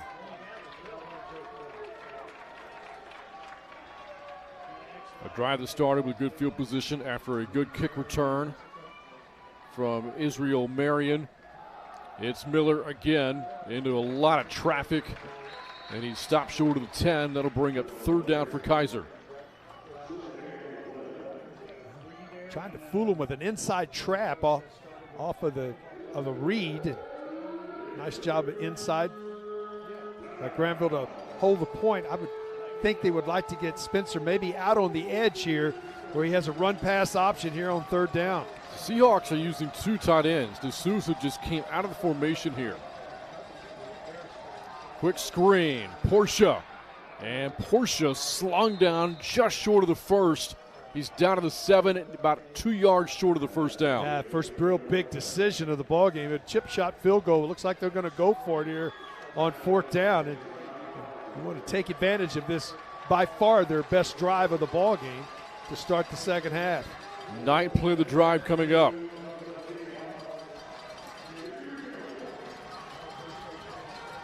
Spencer off the play fake, throws to the end zone. The pass is caught. What a catch in traffic. And it's Porcha. And the Seahawks are in the end zone for the first time in the title game. Well, a nice job by Spencer. He could have panicked. This is what happens. He's a veteran player. He's been around here for a long time, and he just gets to the outside and just doesn't panic. There wasn't a lot open, but you can see right here, sometimes you panic. He doesn't. He lays it up, gives his guy a shot to high point it, come down with it. And what an opening drive to start the second half by Kaiser. 4th straight game, Maurico Porcha has scored for the Seahawks. And the point after makes it a 3-point game. 13-10, Grandview on top. But a huge drive pieced together by Kaiser. 10 plays, 56 yards, and the touchdown makes it 13-10. Well, it's just an outstanding opening kickoff. Get the kickoff to start the second half, bring it out to the 44-yard line, and then just move it down the field to put it in the end zone for the first time. Well, we've had the pleasure to be visiting with some of the dignitaries from the 2 schools, universities here in Fort Worth. We have a guest joining us now up here in the broadcast booth, Jim Carr, President and CEO of the NAIA. Jim, thank you so much for joining us. What a football game we have here. But I first want to talk about this facility. We've hyped it up a lot, that this is the first time this game's been held in this state since the late 70s. Well, what has the experience been like for the institutions, the student athletes coming to Texas, and your thoughts on the game being held here? Yeah, it's been fantastic. As you said, first time here in a long time. These teams get to experience. They get out to go to the Star and tour that facility, and then this facility where they're playing is just amazing. And so it kind of fits for us. It's about the right size, but just beautiful state-of-the-art facility, and the people of Crowley are taking good care of us and do an amazing job with this facility. This will lead to a touchback here for the Vikings, put them up at the 25-yard line. And at the half, Keith and I were going through some of the news and notes around the NAIA, noting that there are now 29 national championships played for. Just the growth of NAIA athletics. How much has it expanded since you started with the NAIA? Yeah, and I think we're going to get to 30 next year when women's flag football gets to the national championship. And we're just always looking for things that our young people can do. They're passionate. They want to come to our schools and and do things that supplement or complement their education.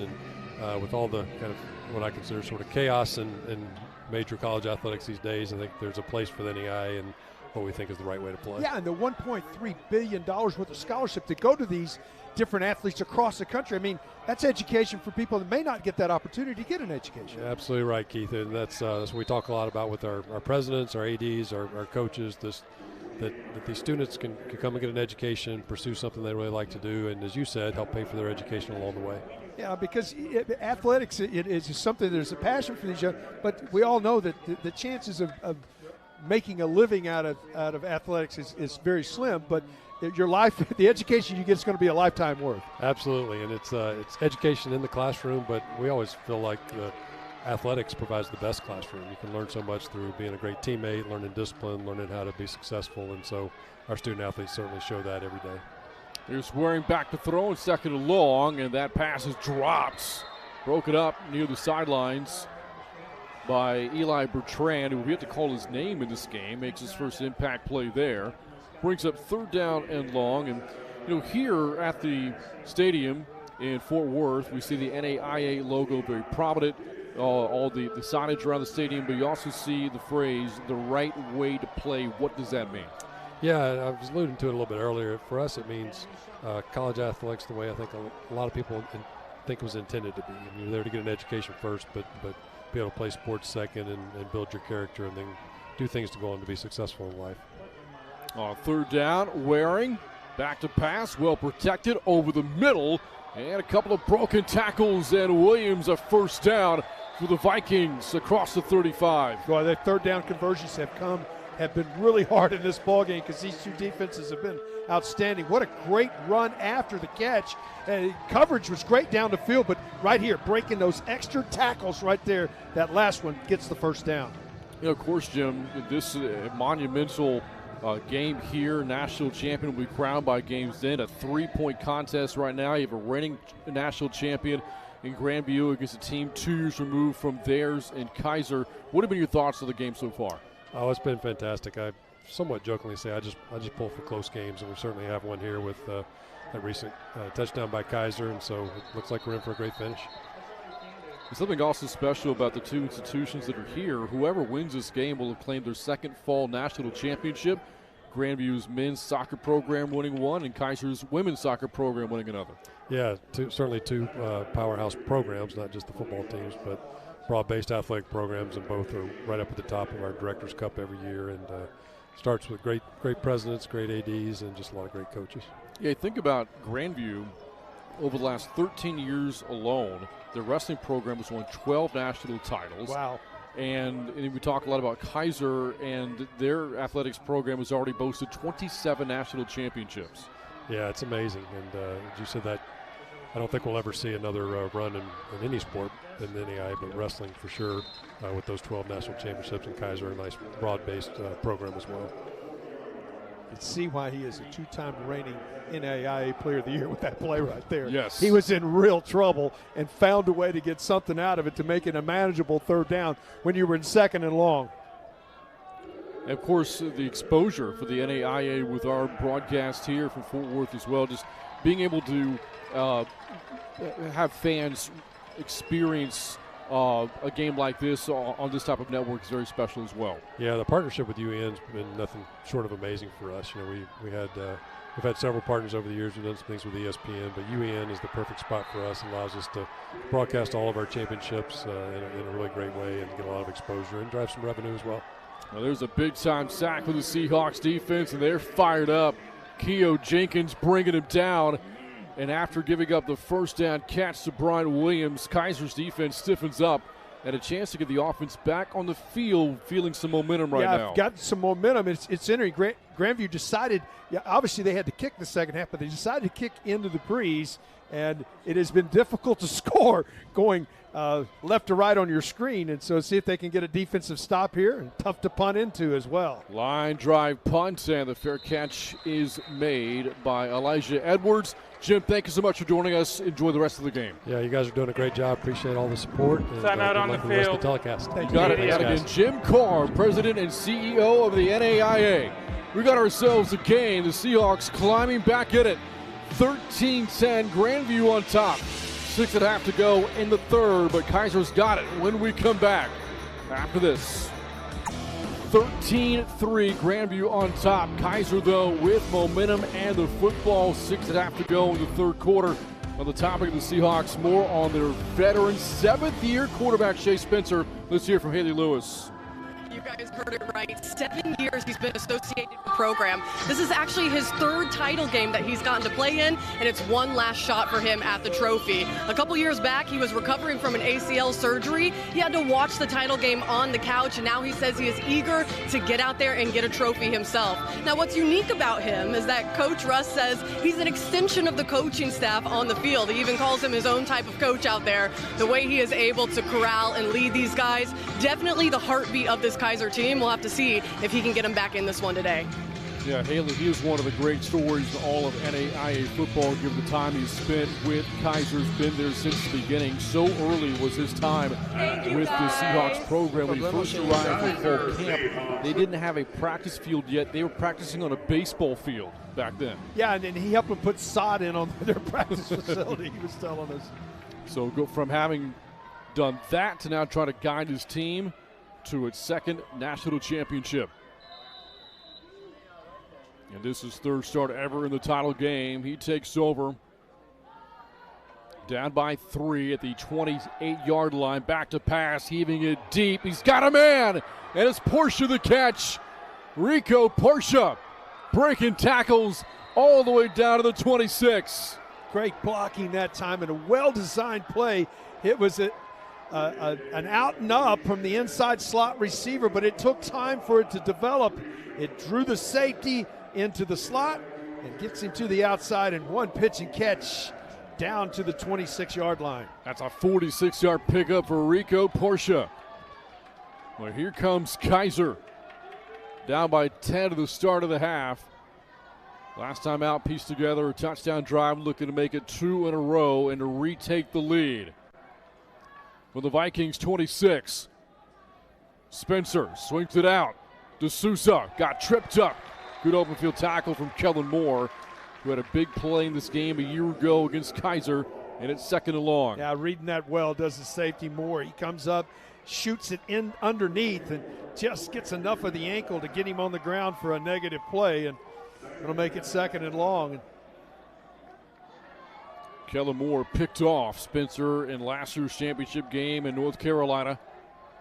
These two facing off in the Lone Star State this year. Spencer rolls and throws, and it open again is Porcha, who's had a huge second half of the Seahawks. He's had a dynamite second half. And really nice feel. He just goes out, finds that soft spot. He doesn't continue the out. Bryant, he just gets out in the zone and stops when he finds that soft spot. And that time Spencer found him. Big third down right here. Seahawks 4 of 12 and third down today.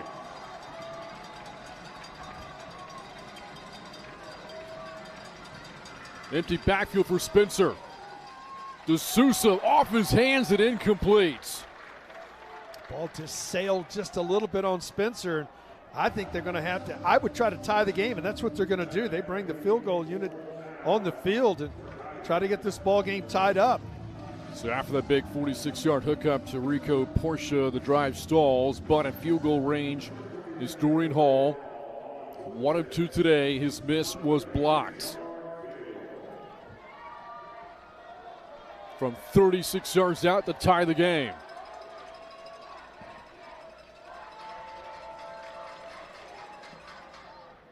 The kick has plenty of leg, and it is good, and we are tied.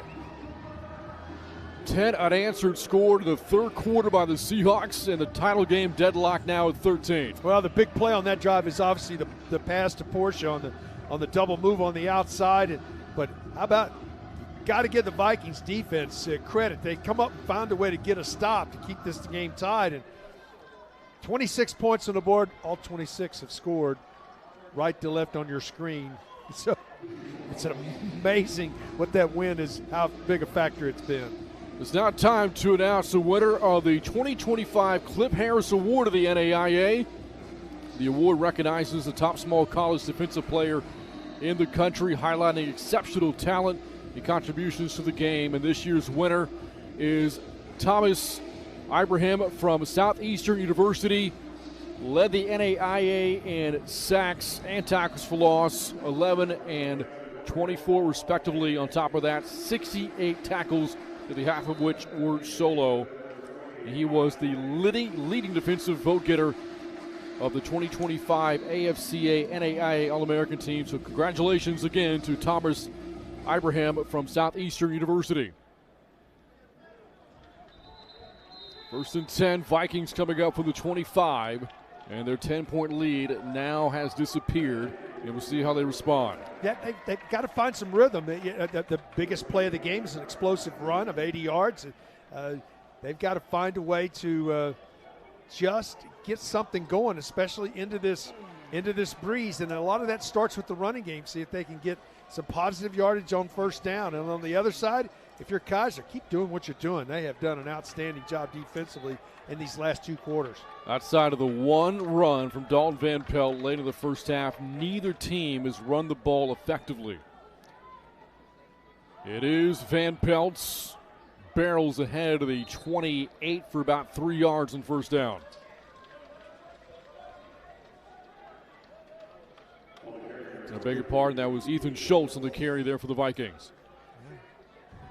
Grandview goes jumbo. They bring in an extra offensive lineman.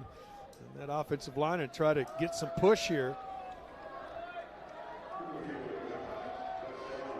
With an H-back. Under 4 to go in the 3rd. But a tough day for Waring, passing the ball 4 of 15. He'll keep it himself on the run. And Waring brought down from behind by Tayo Lologo. That'll bring up 3rd and 2 for Grandview. You know, we haven't seen the ISO play, the quarterback run, and the ISO as much as I anticipated coming into the game. But that was good production right there. I think they come right back to it here on 3rd down. Again, not a lot of design runs in the game for Waring.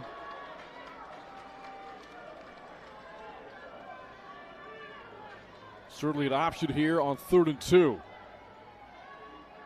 Back to pass, Waring over the middle, got him in, and it is Toki the catch for the 1st down. Really nice route, sold it, came back to the football. Toki does a nice job. Once he plants and makes his turn looking for the ball, he comes back to the quarterback. Watch it right here. We don't get a chance to see it, but he does a nice job. He's coming back, and that shields the defender from being able to get to the football and knock it away, and the pitch and catch moves the chains. Approaching 2.5 to go in the 3rd.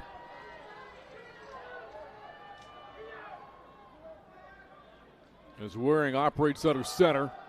Van Pelt's wrapped up after a short gain.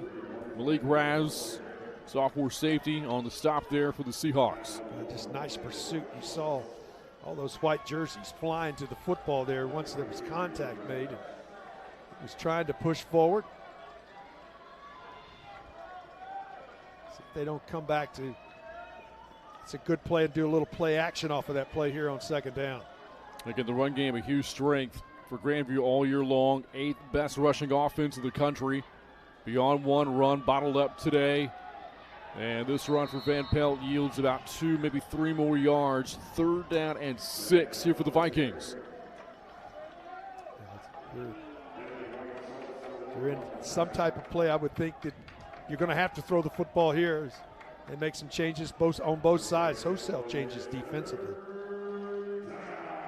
This is such an important 3rd down for that Kaiser defense, because if the Vikings convert, they can take the ball into the 4th quarter with the wind at their backs. 3rd down, Waring. Protection holding strong. That pass incomplete. Looking for Jordan Cum, got broken up. And that'll lead to the punting unit here for the Vikings. He had the back out of the backfield. There's sometimes your eyes get locked into an area, but coming right over the middle right here is the running back wide open, nobody to go to. Tough pitch and catch right there, comes up empty and going to have to punt it into the breeze. That was Marlon Shad breaking it up there for Kaiser. It's been a very good Seahawks secondary this year, headlined by Percival and Shad, the corners. And the punt is away. And it takes a big Kaiser bounce. Back across the 40-yard line. They'll mark it down to the 41. Wow. That was a 10-yard backup after it hit to the ground. So great starting field position. Chance to – they've scored in both possessions in this half. Got the ball at their wind at their back for 1 minute and 3 seconds and the football. Turns out to be a 16-yard punt. Only 63 seconds to go in the third, but you know that Spencer wants to take advantage of it. Because after this, he's going against that fierce breeze.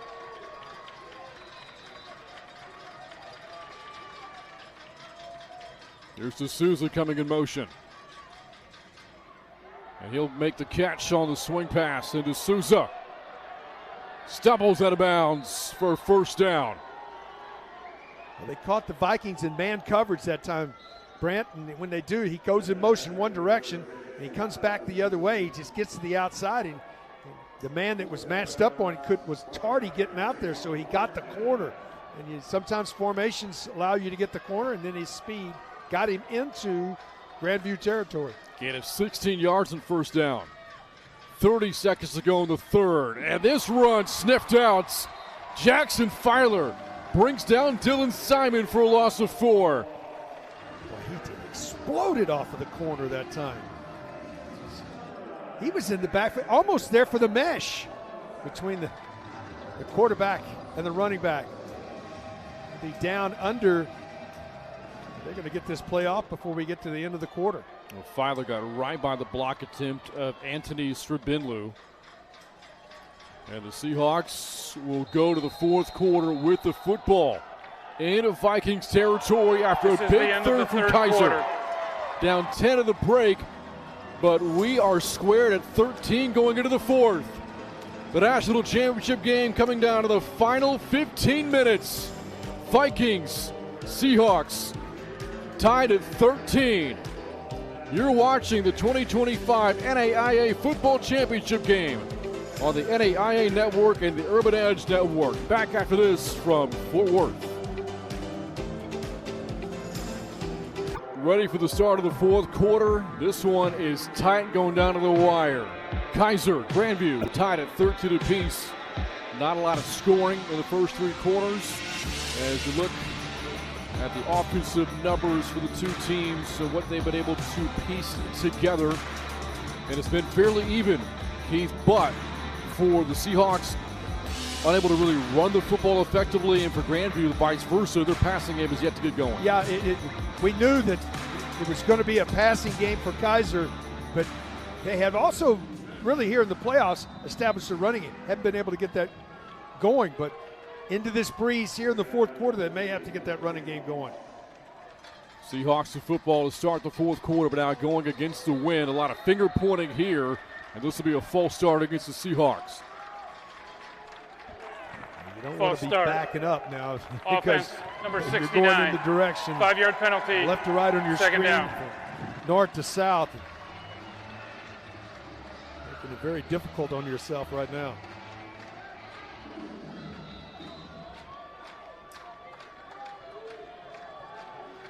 That penalty makes it second down and 19 for Kaiser. Empty backfield for Spencer. Quarterback draw. And Spencer will take it back inside the midfield. Not a huge pickup there. The Seahawks still staring at third and more than 10. Yeah, Spencer trying to break it out to left. He had a window to his left, but he just couldn't get there. Nice job of one big paw getting a hold of him, bringing him down. Now, biggest play here. Obviously, you're in the fourth quarter tie game. Huge play right here. The Seahawks have to reach the Vikings 33 for a first down. Four-man rush. Spencer got his. He threw it, looking for Hayes, the tight end. Falls incomplete, and that pass rush got home for the Vikings. Yeah, and Spencer is down on his back. He got crushed. He was exposed trying to stay in there, and all the weight coming down on top of him, and he's down right at the 40-yard line here. It's a big moment in this game right now. We chronicled this earlier. Haley mentioned it as well. Shea Spencer, unfortunately, has a history of injuries in this game. Suffered a knee injury in the 22 title game that knocked him out of the following year's championship game. And he's yet to get up. Yeah, he stood right there in the pocket, Bryant. He knew he was going to get hit trying to get the football delivered, and boy, he takes it the brunt when he was delivering the ball, and the whole body weight coming down on top of him. It's nice to see him up and jogging off of the field. He took a heck of a blow. The veteran quarterback off of the sidelines here for Kaiser. And after the incomplete pass, out comes Dorian Hall for the punt. Isaiah Toki back to return.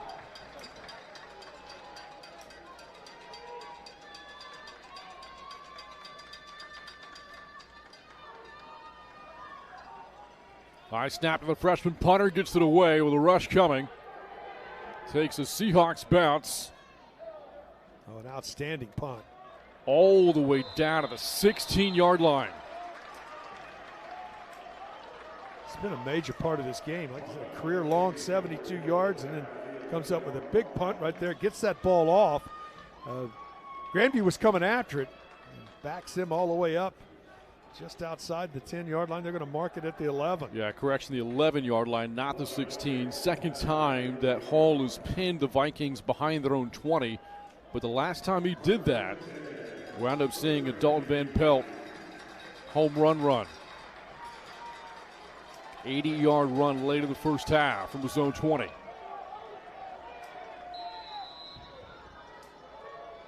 This, though, the deepest the Vikings have started today. First play of the series, it's a run for Williams, and a nice run across the 15 to the 19-yard line. Gains 9 on first down. Yeah, really nice blocking up front there. They had a quick trap, and he got into the trap, into the second level, and made a nice run. And, boy, it's always a good feeling to be second and short. You got a lot of options here when you're calling plays.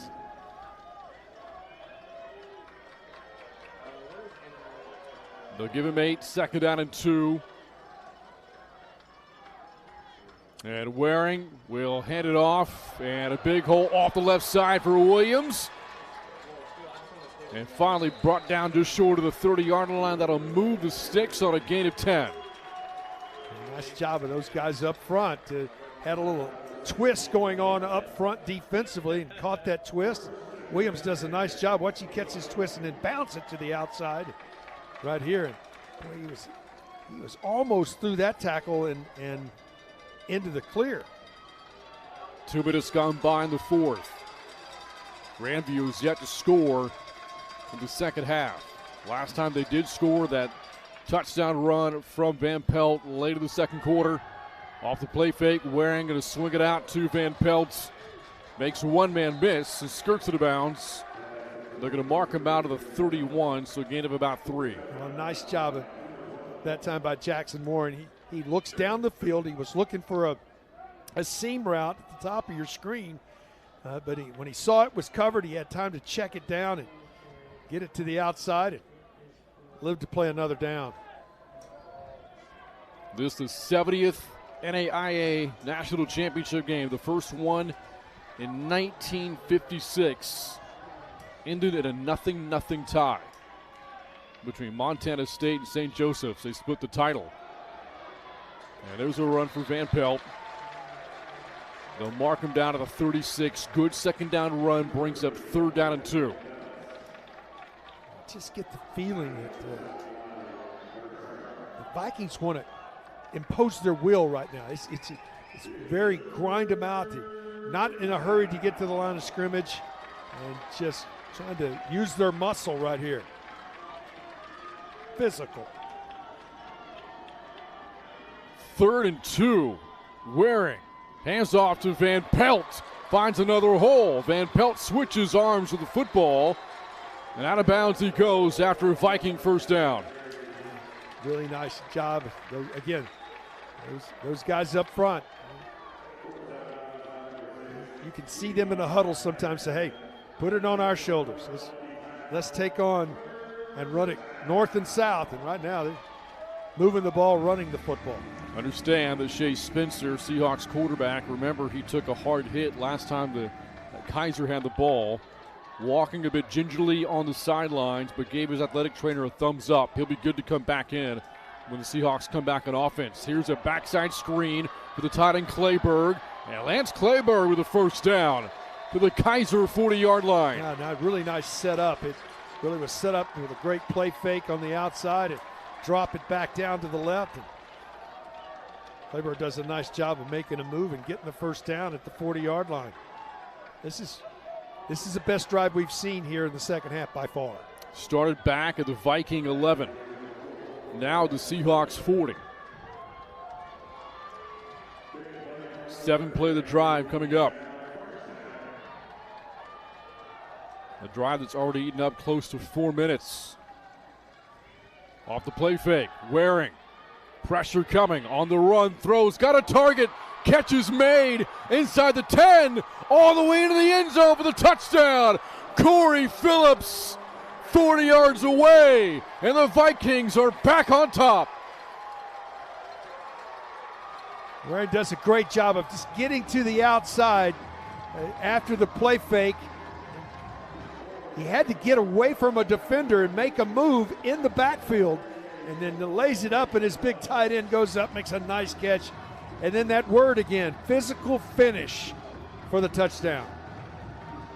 89-yard scoring drive for Grandview. For Corey Phillips, only his second touchdown catch of the year. But it's put the Vikings on top of the title game. And the point after is blocked. Keeps it a 6-point game. And that could loom large. Yes, it could. With 10:08 to go.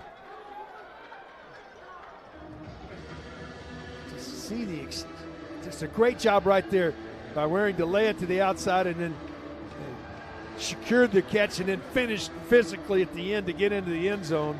Watch him finish right here. Contact, muscle, powers forward. And in the fourth quarter now with the lead. Before that pass, Jackson Waring was 7 of 19 passing in the game. Just wonder if that tough game last week in the snow just took him off his rhythm a bit. I think defenses can take you off rhythm. That's true. I'll give Kaiser's defense. They've had a great plan. They've come out and instituted that plan, and finally a big-time drive, and it's exactly what we were talking about. And now you're going to kick with the winner back, and to win this game, you're going to have to find a way to get the ball into the end zone going against this stiff breeze. Israel Marian, a couple of big returns to the game, awaiting the kick here from Kongolo Winnamkamba. If he doesn't plant this deep into the end zone, Marian may have a chance to make another play. He fielded it, brought it out from 8 yards deep.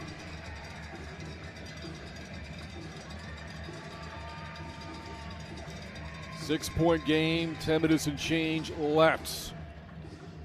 Winnamkamba. And Marian will take it out. Again, 9 yards deep. Across the 15 with a flag in. 2 flags fly. Well, this is going to back them up. Usually those are penalties in the kicking game. Usually are holds.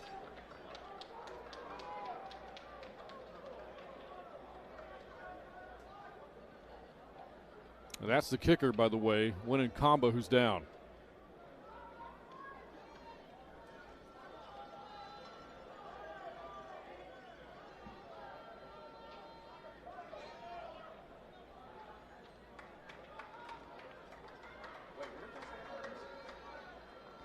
Officials still talking about the administration of the penalties here.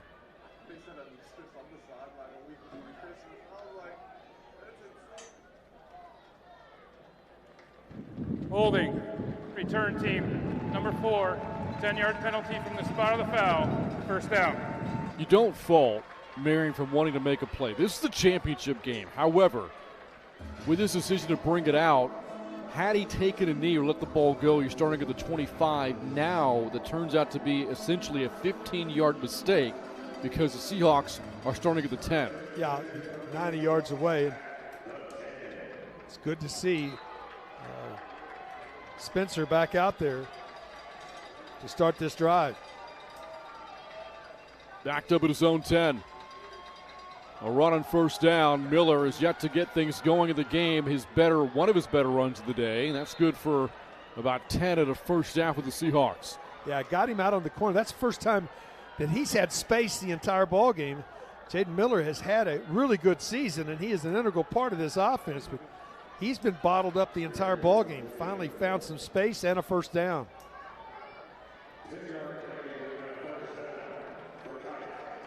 Again, the window open here for Kaiser after the blocked PAT. If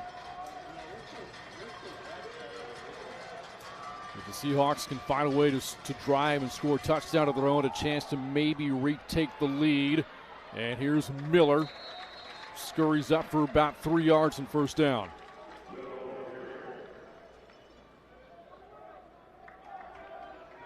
Not really changing something.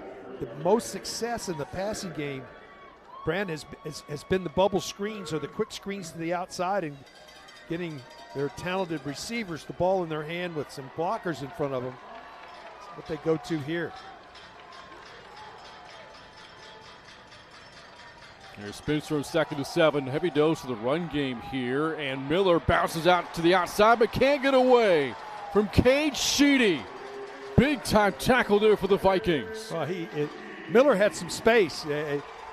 Just an ankle tackle as Sheedy just able to get a piece of him to get him on the ground on the outsider. He had some space to get to the corner. Gigantic play here in the fourth quarter. Cade Sheedy, veteran in the Vikings program, 4th-year player out of Davenport, Iowa. Keeping Miller to no gain there. 3rd down and 7. Passing down for Spencer, looking to go to the air. Over the middle, and that ball falls incomplete. May have been tipped, looking for Ben Hayes, and the Seahawks drive stalls. Oh, there's no question. This tipped at the line of scrimmage.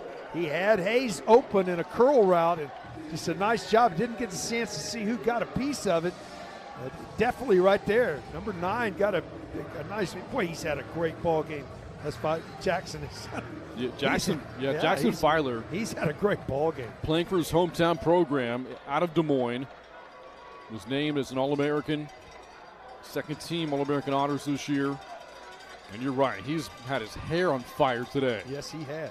With that long hair poking out of his helmet. 8:03 left. Here's the punt from Hall. And a great punt here takes Toki to the 25. He lets it go. And the Seahawks will dot it just outside the 20-yard line. So we'll get a look at Jackson Waring trying to ice this game with a 6-point lead and the ball. Trying to win a 2nd straight national championship. And Haley's got more on Jackson Waring.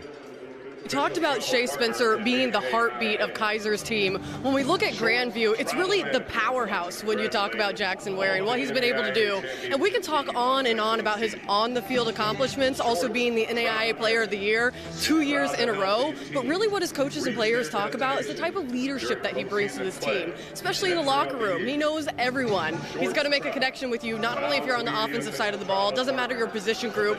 And that's what we're seeing out here today, is that chemistry starting to come together down the stretch. So we'll have to see if that faith, that fight, and that finish that he says he's coined off of comes out here at the end. Well, thank you, Haley. Again, Jackson noting how blessed he is to once again be playing at the game's biggest stage. Keeps it here, but got cut down by Edwin White-Schultz, who's had a good game in his own right for the Seahawks at 2nd and 10.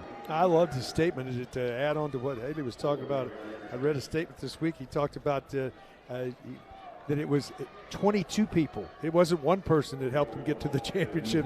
There's, those kickers, there's holders, there's all kinds of people. One person doesn't get it done.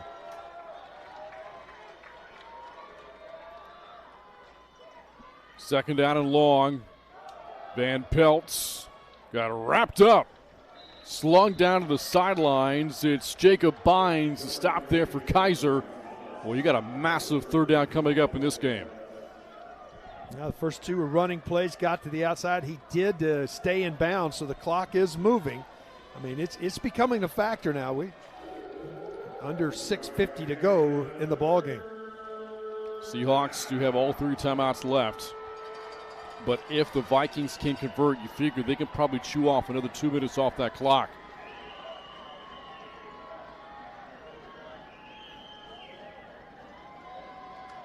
Kaiser only lining up 3 defensive linemen.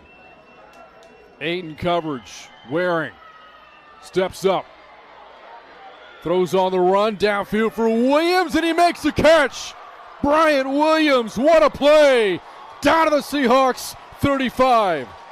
Well, sort of threw this up for grabs, did Waring when he was in trouble, but what a great job of going and finding the football once it's in the air. This is just an incredible move.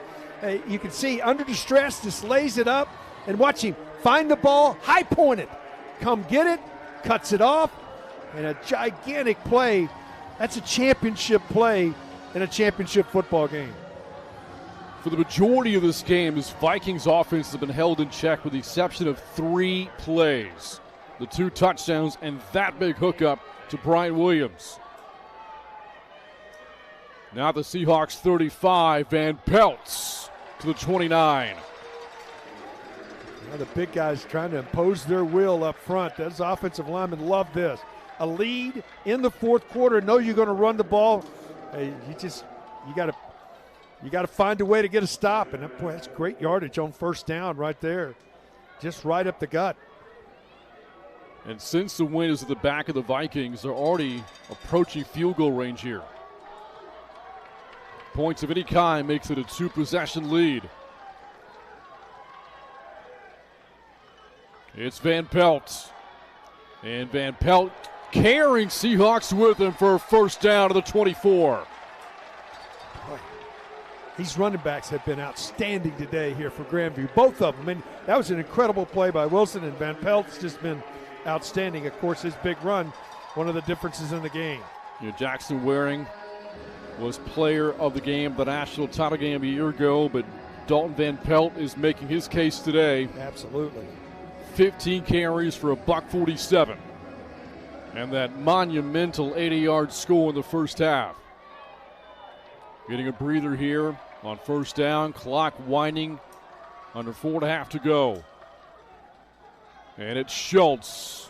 And a nice hit out of the open field made by Kamani Edwin. Well, at some point here, Keith, Miles Russ has got to think about those timeouts.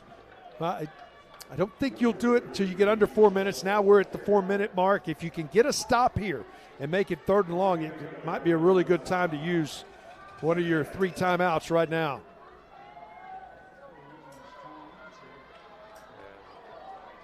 Have to match, and this is run all the way for Grandview. And Van Pelt back into the game. 2nd and 8. It's the quarterback Waring keeping it, and Waring close to a first down, about a yard shy. Well, he is a big, strong young man. And did you see that acceleration? He saw that hole after the inside zone, and he just accelerates and uses that muscle. They're going to call him down short, half a yard short, maybe 6 inches short. 3rd down here. The Vikings don't have to take the snap until we're inside of 3 minutes to go.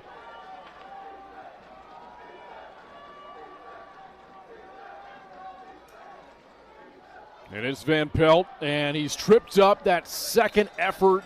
Ooh, but they say the knee touched. He did not get the first down. He did not. He comes down at the 20, and he's got to get just inside the 20 to get the first down. Boy, a huge call here. You can't take it down all the way to the 2-minute timeout. But I think if you're Granville, you'll take this down and call a timeout, then make that decision. And it'll be just over 2 minutes to go in the ball game.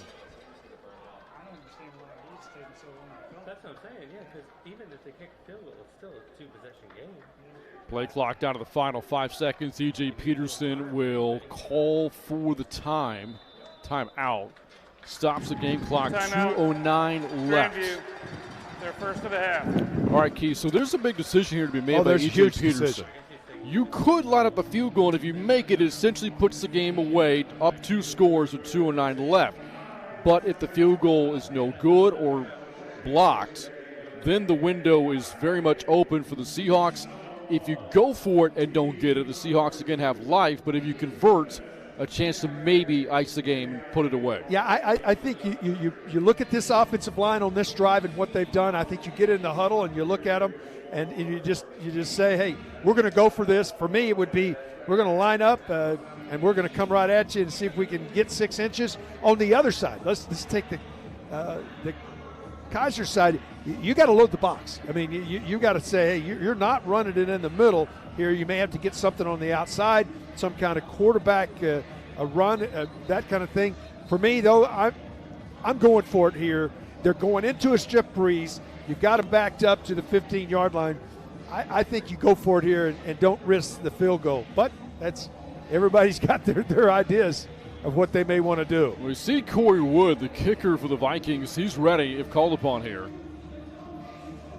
But will we see the kicking unit or the offense come out next? And defensively, you're looking across because you don't know what you're going to call. You got to have 2 things in the huddle. So you got to have kick block, or you got to have, if they're going to bring the kicker out, you got to bring kick block on the field. If you're bringing your offense out, you got to have your defense on the field. What is the kicking unit? It is Corey Wood. Wood has made 2 field goals today, but his last point after was blocks. A 32-yard attempt to put the Vikings on top by 9.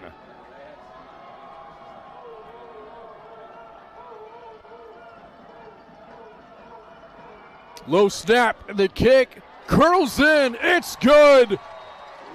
Corey Wood puts Grandview on top 22-13 with 2:05 left. How about the holder? I mean, that's the play of the game. I mean, this is a horrible snap. It's not a good snap. There's another way to put it. I don't want to throw anybody under the bus, but it's not a good snap. But how about getting this football down where your kicker can get the kick off and get it through the goalpost? It's the punter, Braden Corey, the holder, and we noted the snap was low from deep snapper Koa Thompson. You can see his teammates right there know how important that was to get that hold down. And that is not an easy gig that he's got. But he does get it down, and they get it through the uprights. And a 2-possession game with 2:05 to go. Now, speaking of special teams, you have to hit the rewind button quite a bit here. But you go back to the first quarter. Yep. And Kaiser had a field goal of theirs blocked. If not for that and everything else stays the same, it's a 1-score game here. Instead, 9-point lead for Grandview. Seahawks do have all 3 timeouts left and the 2-minute timeout as well. But they are in dire straits. And the Vikings are 2:05 away from securing back-to-back national championships.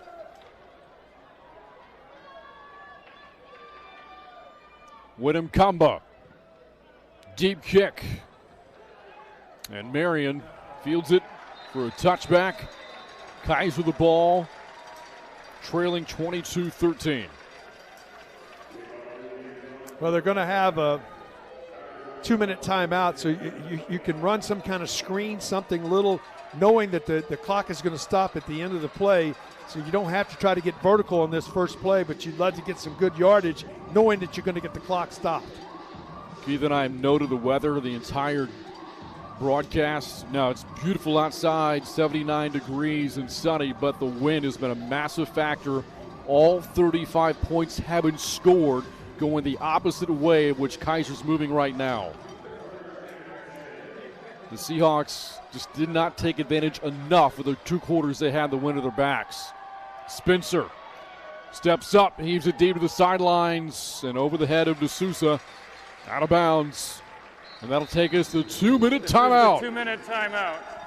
The Grandview Vikings, less than 2 minutes away from a repeat title and back-to-back unbeaten seasons. It's the Vikings 22, the Seahawks 13. You're watching the 2025 NAIA Championship game on the NAIA Network and the Urban Edge Network.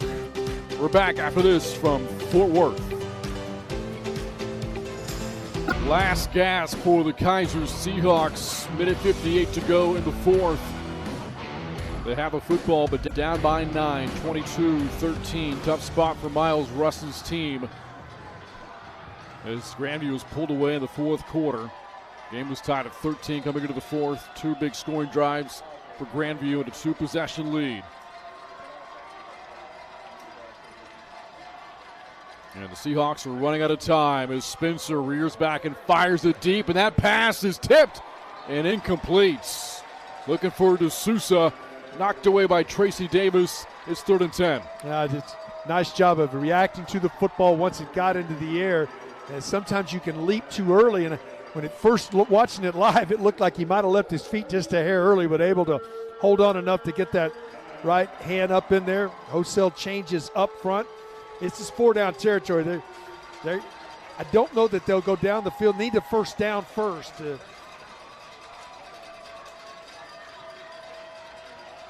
3rd and 10. There's Spencer. Deep over the middle. That's incomplete. Looking for Porcha. And now the last gasp coming up here for Kaiser. He got pressure under his feet. Quarterback do not like. They love to step into the throw, but he had things all around his feet. His defense smelling blood right now.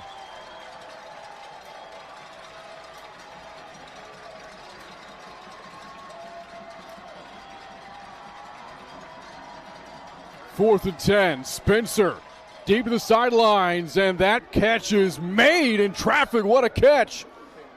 And the Seahawks still have a life. The catch was made by Edwards. Yeah, Shea Spencer still down on the ground back at the 12-yard line. Slow to get up. He took a blow right to his. Timeout for an injured Kaiser player. Right up in the grill right when he delivered the football. He's a tough young man. Second time he's been dinged up. I'm not sure he can continue here. He's going to the sidelines. The backup is JT Tabora. Tabora has appeared in 6 games this year, only once in the playoffs, and has only 8 pass attempts all season.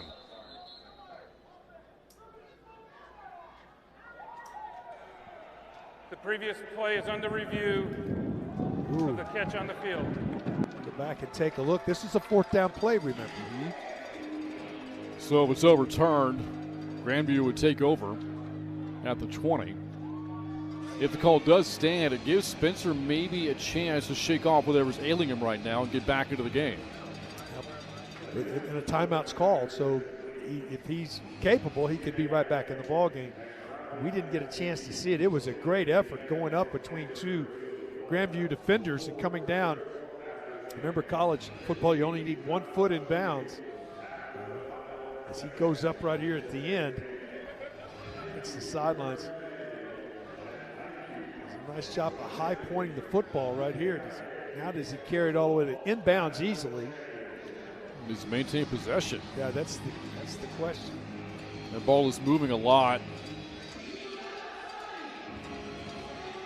It's hard to tell from that angle, but it's possible the nose of the football hits the turf as he lands with the back of his head on the sideline. Great description, Brand. We just, from that particular view, we could not see what the football was. We were blocked from that view at that time, but a great job of going up and trying to maintain it. Now we get a better opportunity. Let's see if he maintains. He high points the ball here.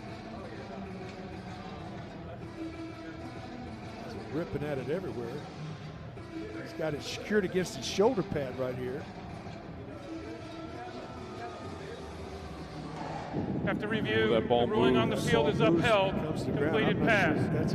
Please set the game clock to 1 minute and 40 seconds. It is. They're going to say he was down with a completed pass. Reset the game clock to 1:40. So the call stands. Although Spencer's still on the sidelines here for Kaiser. It's Tabora Got a quarterback here with the Seahawks. 1st and 10. Dordt steps up, throws that one incomplete. Well covered. Pass play broken up by Levi Manson. 2nd and 10 with 1:34 to go. Yeah, Shea Spencer back into the game here. He comes out for the 2nd down play. So he's only out one play. Now if you're down 2 possessions, but in this direction, it's hard to kick a field goal. I mean, with this breeze, so you would think maybe get field goal range and kick a field goal first. 2nd and 10, Spencer back into the game, looking for the sidelines again, but pass falls incomplete. Manson again on coverage, this time against Edwards. 3rd and 10. He was trying to go back shoulder to the outside, and just a little miscommunication with the route right there. Trying to work outside the numbers right now to make sure you have an opportunity maybe to stop this clock. Because right now they've got to have points and save ticks on that clock.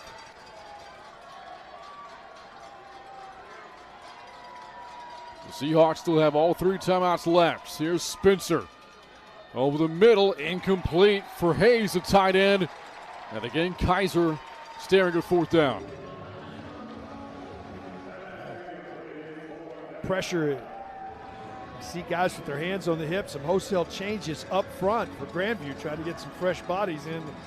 As they're only rushing 4 right now. They're playing 7 back in coverage.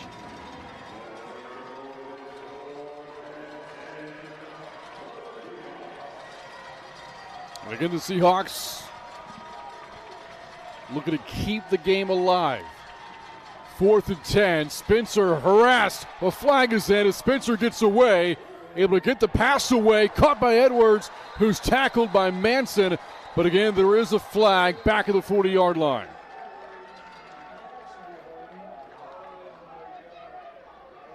Waiting on this call. Holding offense number 54.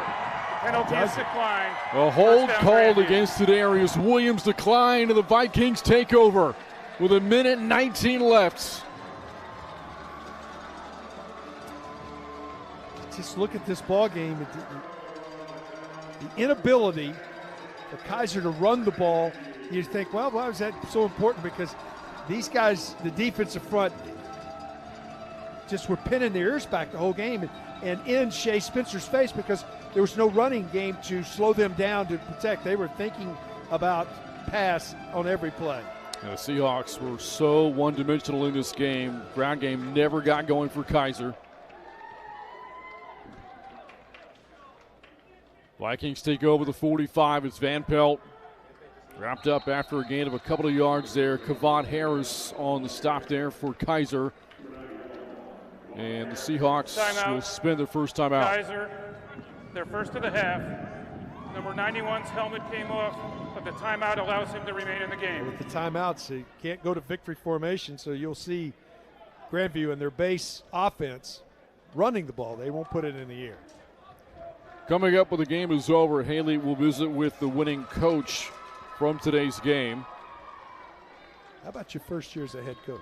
E.J. Peterson, a minute 14 away from picking up a national championship, his first as the head coach of his alma mater.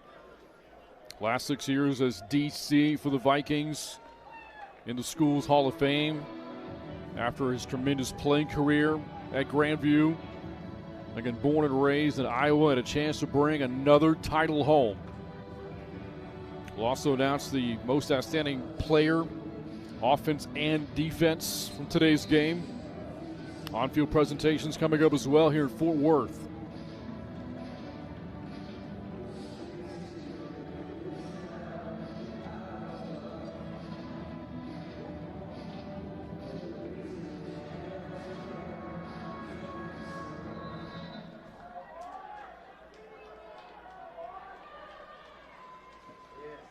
Second down and long. It's Van Pelt.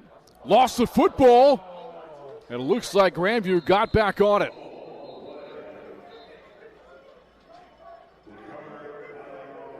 And the Vikings able to get back onto the football. Kaiser, their second of the half. we set the game clock to 1 minute, 7 seconds. 107. That's the one thing you can't do is turn it over. Big blow right there, but a nice job of hustling, getting back on top of it. It was Ethan Alvarado, fourth-year offensive lineman. Got back into the ball there for the Vikings. Minute 7 left, and 1 timeout remaining for the Seahawks.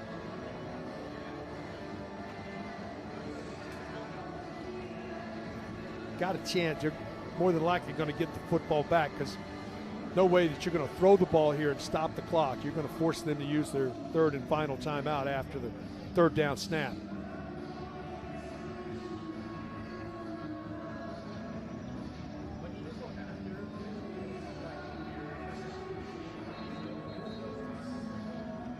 Well, a chance here for the Vikings to run the table again. A target on their back all year long after an undefeated national championship season last year, but about to repeat that feat again here in 2025.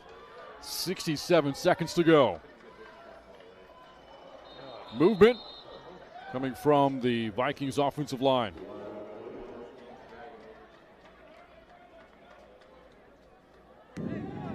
False start. Offense, number 11. 5-yard penalty. Remains third down. Actually against Isaiah Toki, receiver for Grandview.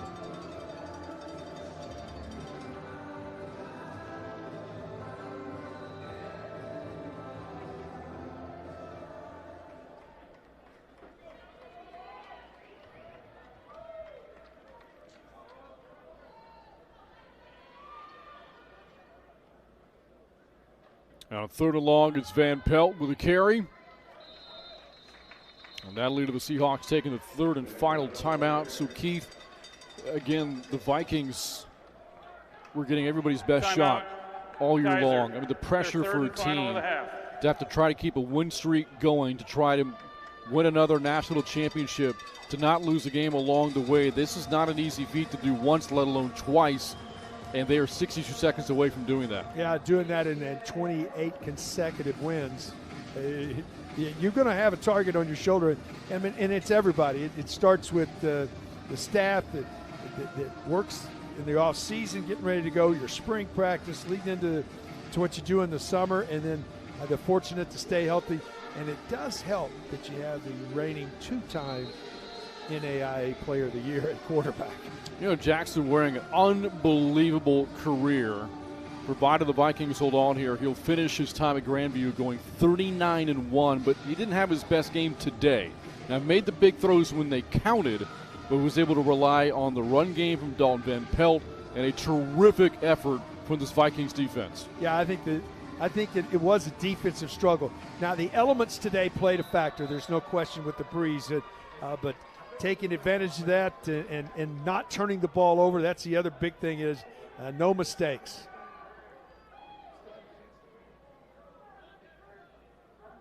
Seahawks bringing only a couple of rushers there. Thought they may have brought more with a chance to block that punt. And it is pinned inside the 10. Braden Corey, a coffin corner, will back the Seahawks up with a 5 with 54 seconds left. Just an outstanding kick with the wind behind him, and does his job. He was angling that direction, and boy, it comes down, lands right at the 5-yard line and kicks out of bounds. Kaiser out of timeouts and down 2 scores.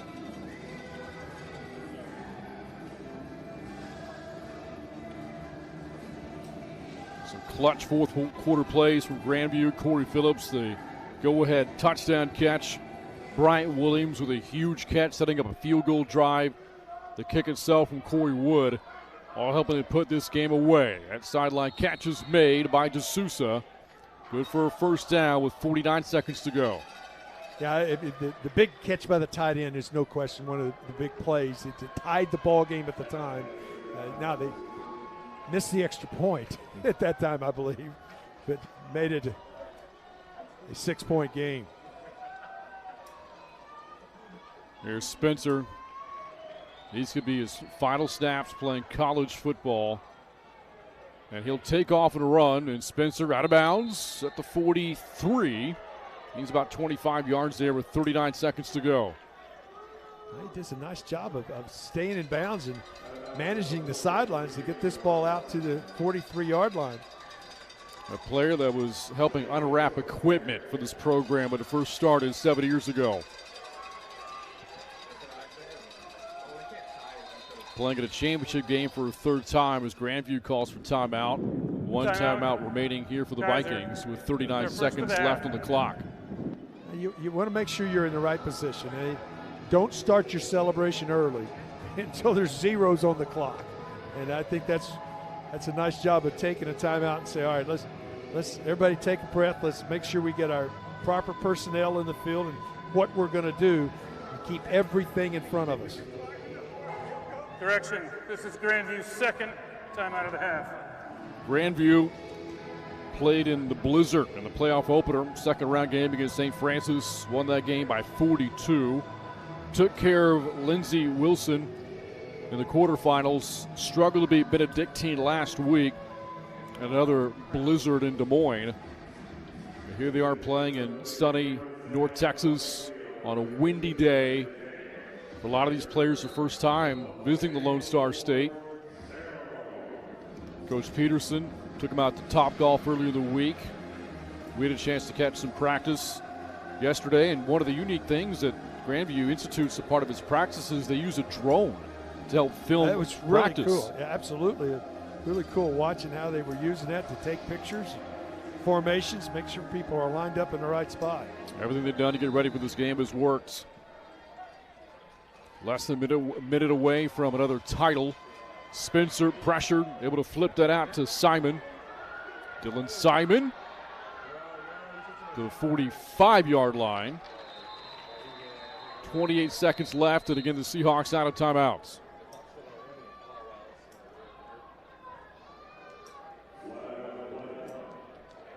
A flag all the way back to the 27.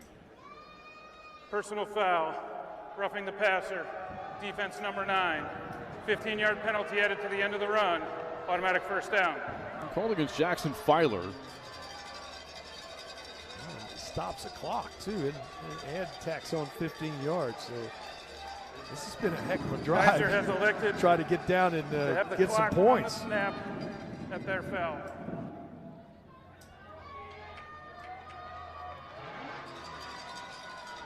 Well, the Seahawks all of a sudden are close to field goal range here, albeit kicking against the wind. And here's Spencer, steps up in the pocket, a jump pass, and it falls incomplete, looking for Simon. Stops the clock with 23 seconds remaining. Pretty creative that time from Spencer. He felt the pressure and he saw his tight end trying to break toward the end zone, tried to lay it over the top. Just a little bit too much on it.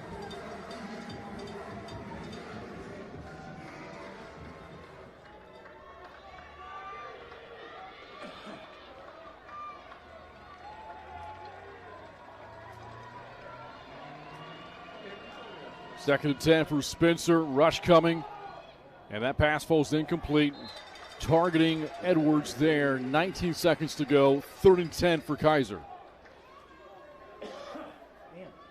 Had to get it out. He had pressure underneath his feet. He had to get the ball out of his hands. And it'll be 3rd down. Again, throwing into this breeze.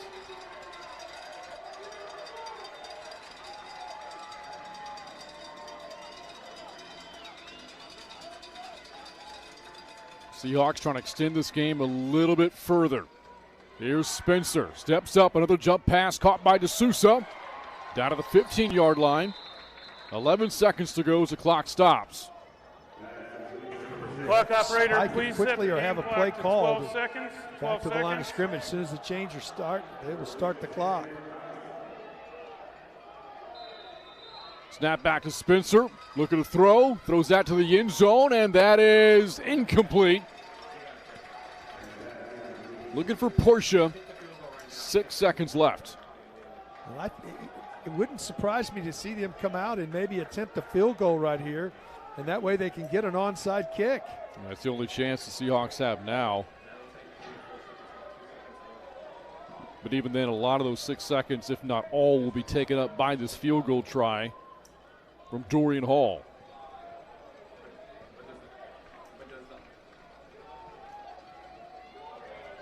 A 32-yard try, trying to make it a 6-point game.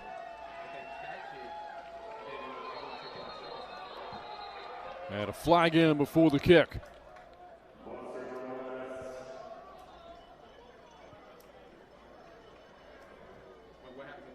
This is against the offense. False start. This could take us to the end of the Kicking ball team game number because they will not 55, put the 6 seconds 5-yard back on the penalty. clock. I don't think. Well, the Still clock second is down. stopped, so they Okay. can't run. They can't take it off. If the clock were running and the penalty were committed, then there would be a 10-second runoff. Yep.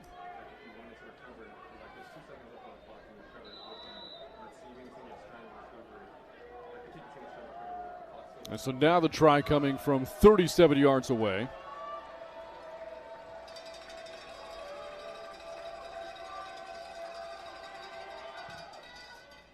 And that kick is good.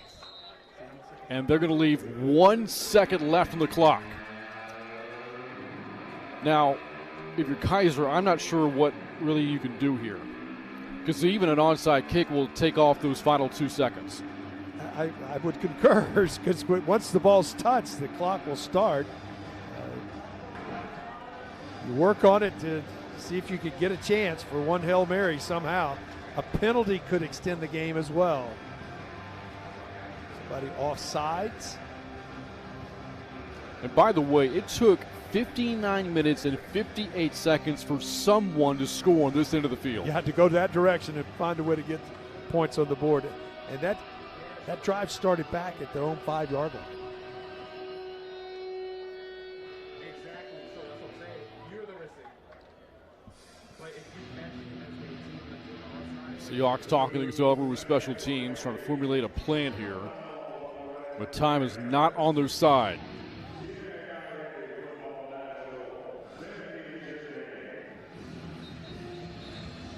Let's see what the Seahawks cook up here.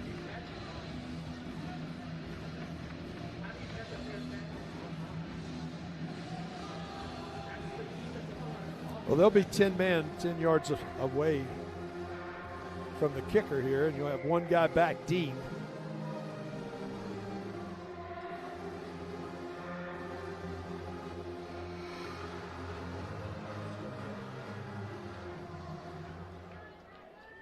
And Dorian Hall will line it up. Could be the final play of the game. Here's the onside attempt, bounces high in the air. And the Seahawks recover, but time runs out. And the game is over. And the red banner is going back to Des Moines. Well, now officials are telling the players to clear the field to get back into the sidelines. They may put a second back on the clock here. Well, the ball can't be advanced once it's recovered by the kicking team and an onside kick. So how much time was it when the ball was recovered? Was there... Going on the field is a recovery by the kicking team. The play is under review to determine what time was on the clock at the point of recovery. Wow. So this could be a delayed celebration of your Grandview if they determine 2 seconds ran off the clock. Clock does not start until somebody touches the ball. Right there, one. Now he's got to come down and secure it. Clock is running, and there. He cannot advance it from that point. I mean, he does go forward, but the ball's got to go back to that spot where he secured the football. So they're going to have to sync the clock with the replay here to determine whether or not there's any time left. This is a tough decision right here to know exactly what was happening. Again, the clock doesn't start, I don't think, until the ball's touched. I don't think the kicker kicking the ball starts the clock. It does not. Either the return team or kicking team has to touch it for the clock to start.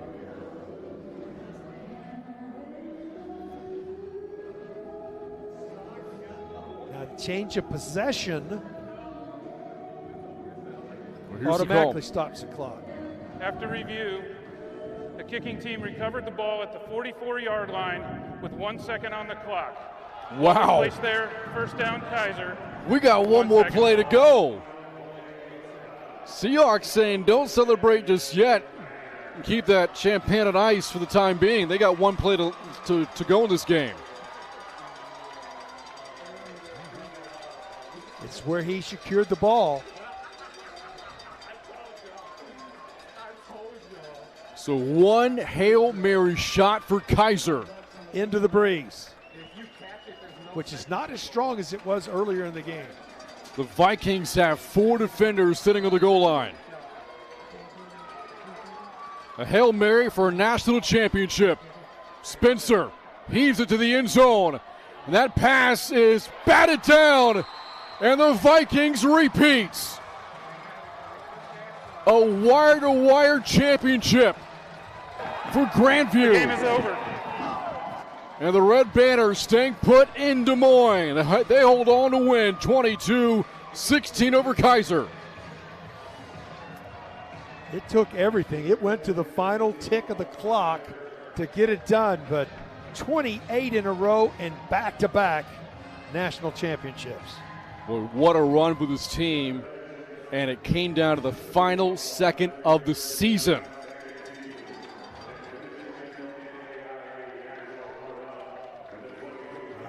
In his first year, the Gatorade splash for a first-year head coach with a national championship. E.J. Peterson, a storied career at Grandview from player to DC to head coach, and has won another national championship. His first as a head coach of the program. And the Vikings knock off the Seahawks in the penultimate game for a second straight year. We had elements in the game. I think were very important which direction you had. The ability to big play was the difference in the game. 80-yard run, the explosive plays, the difference in the game.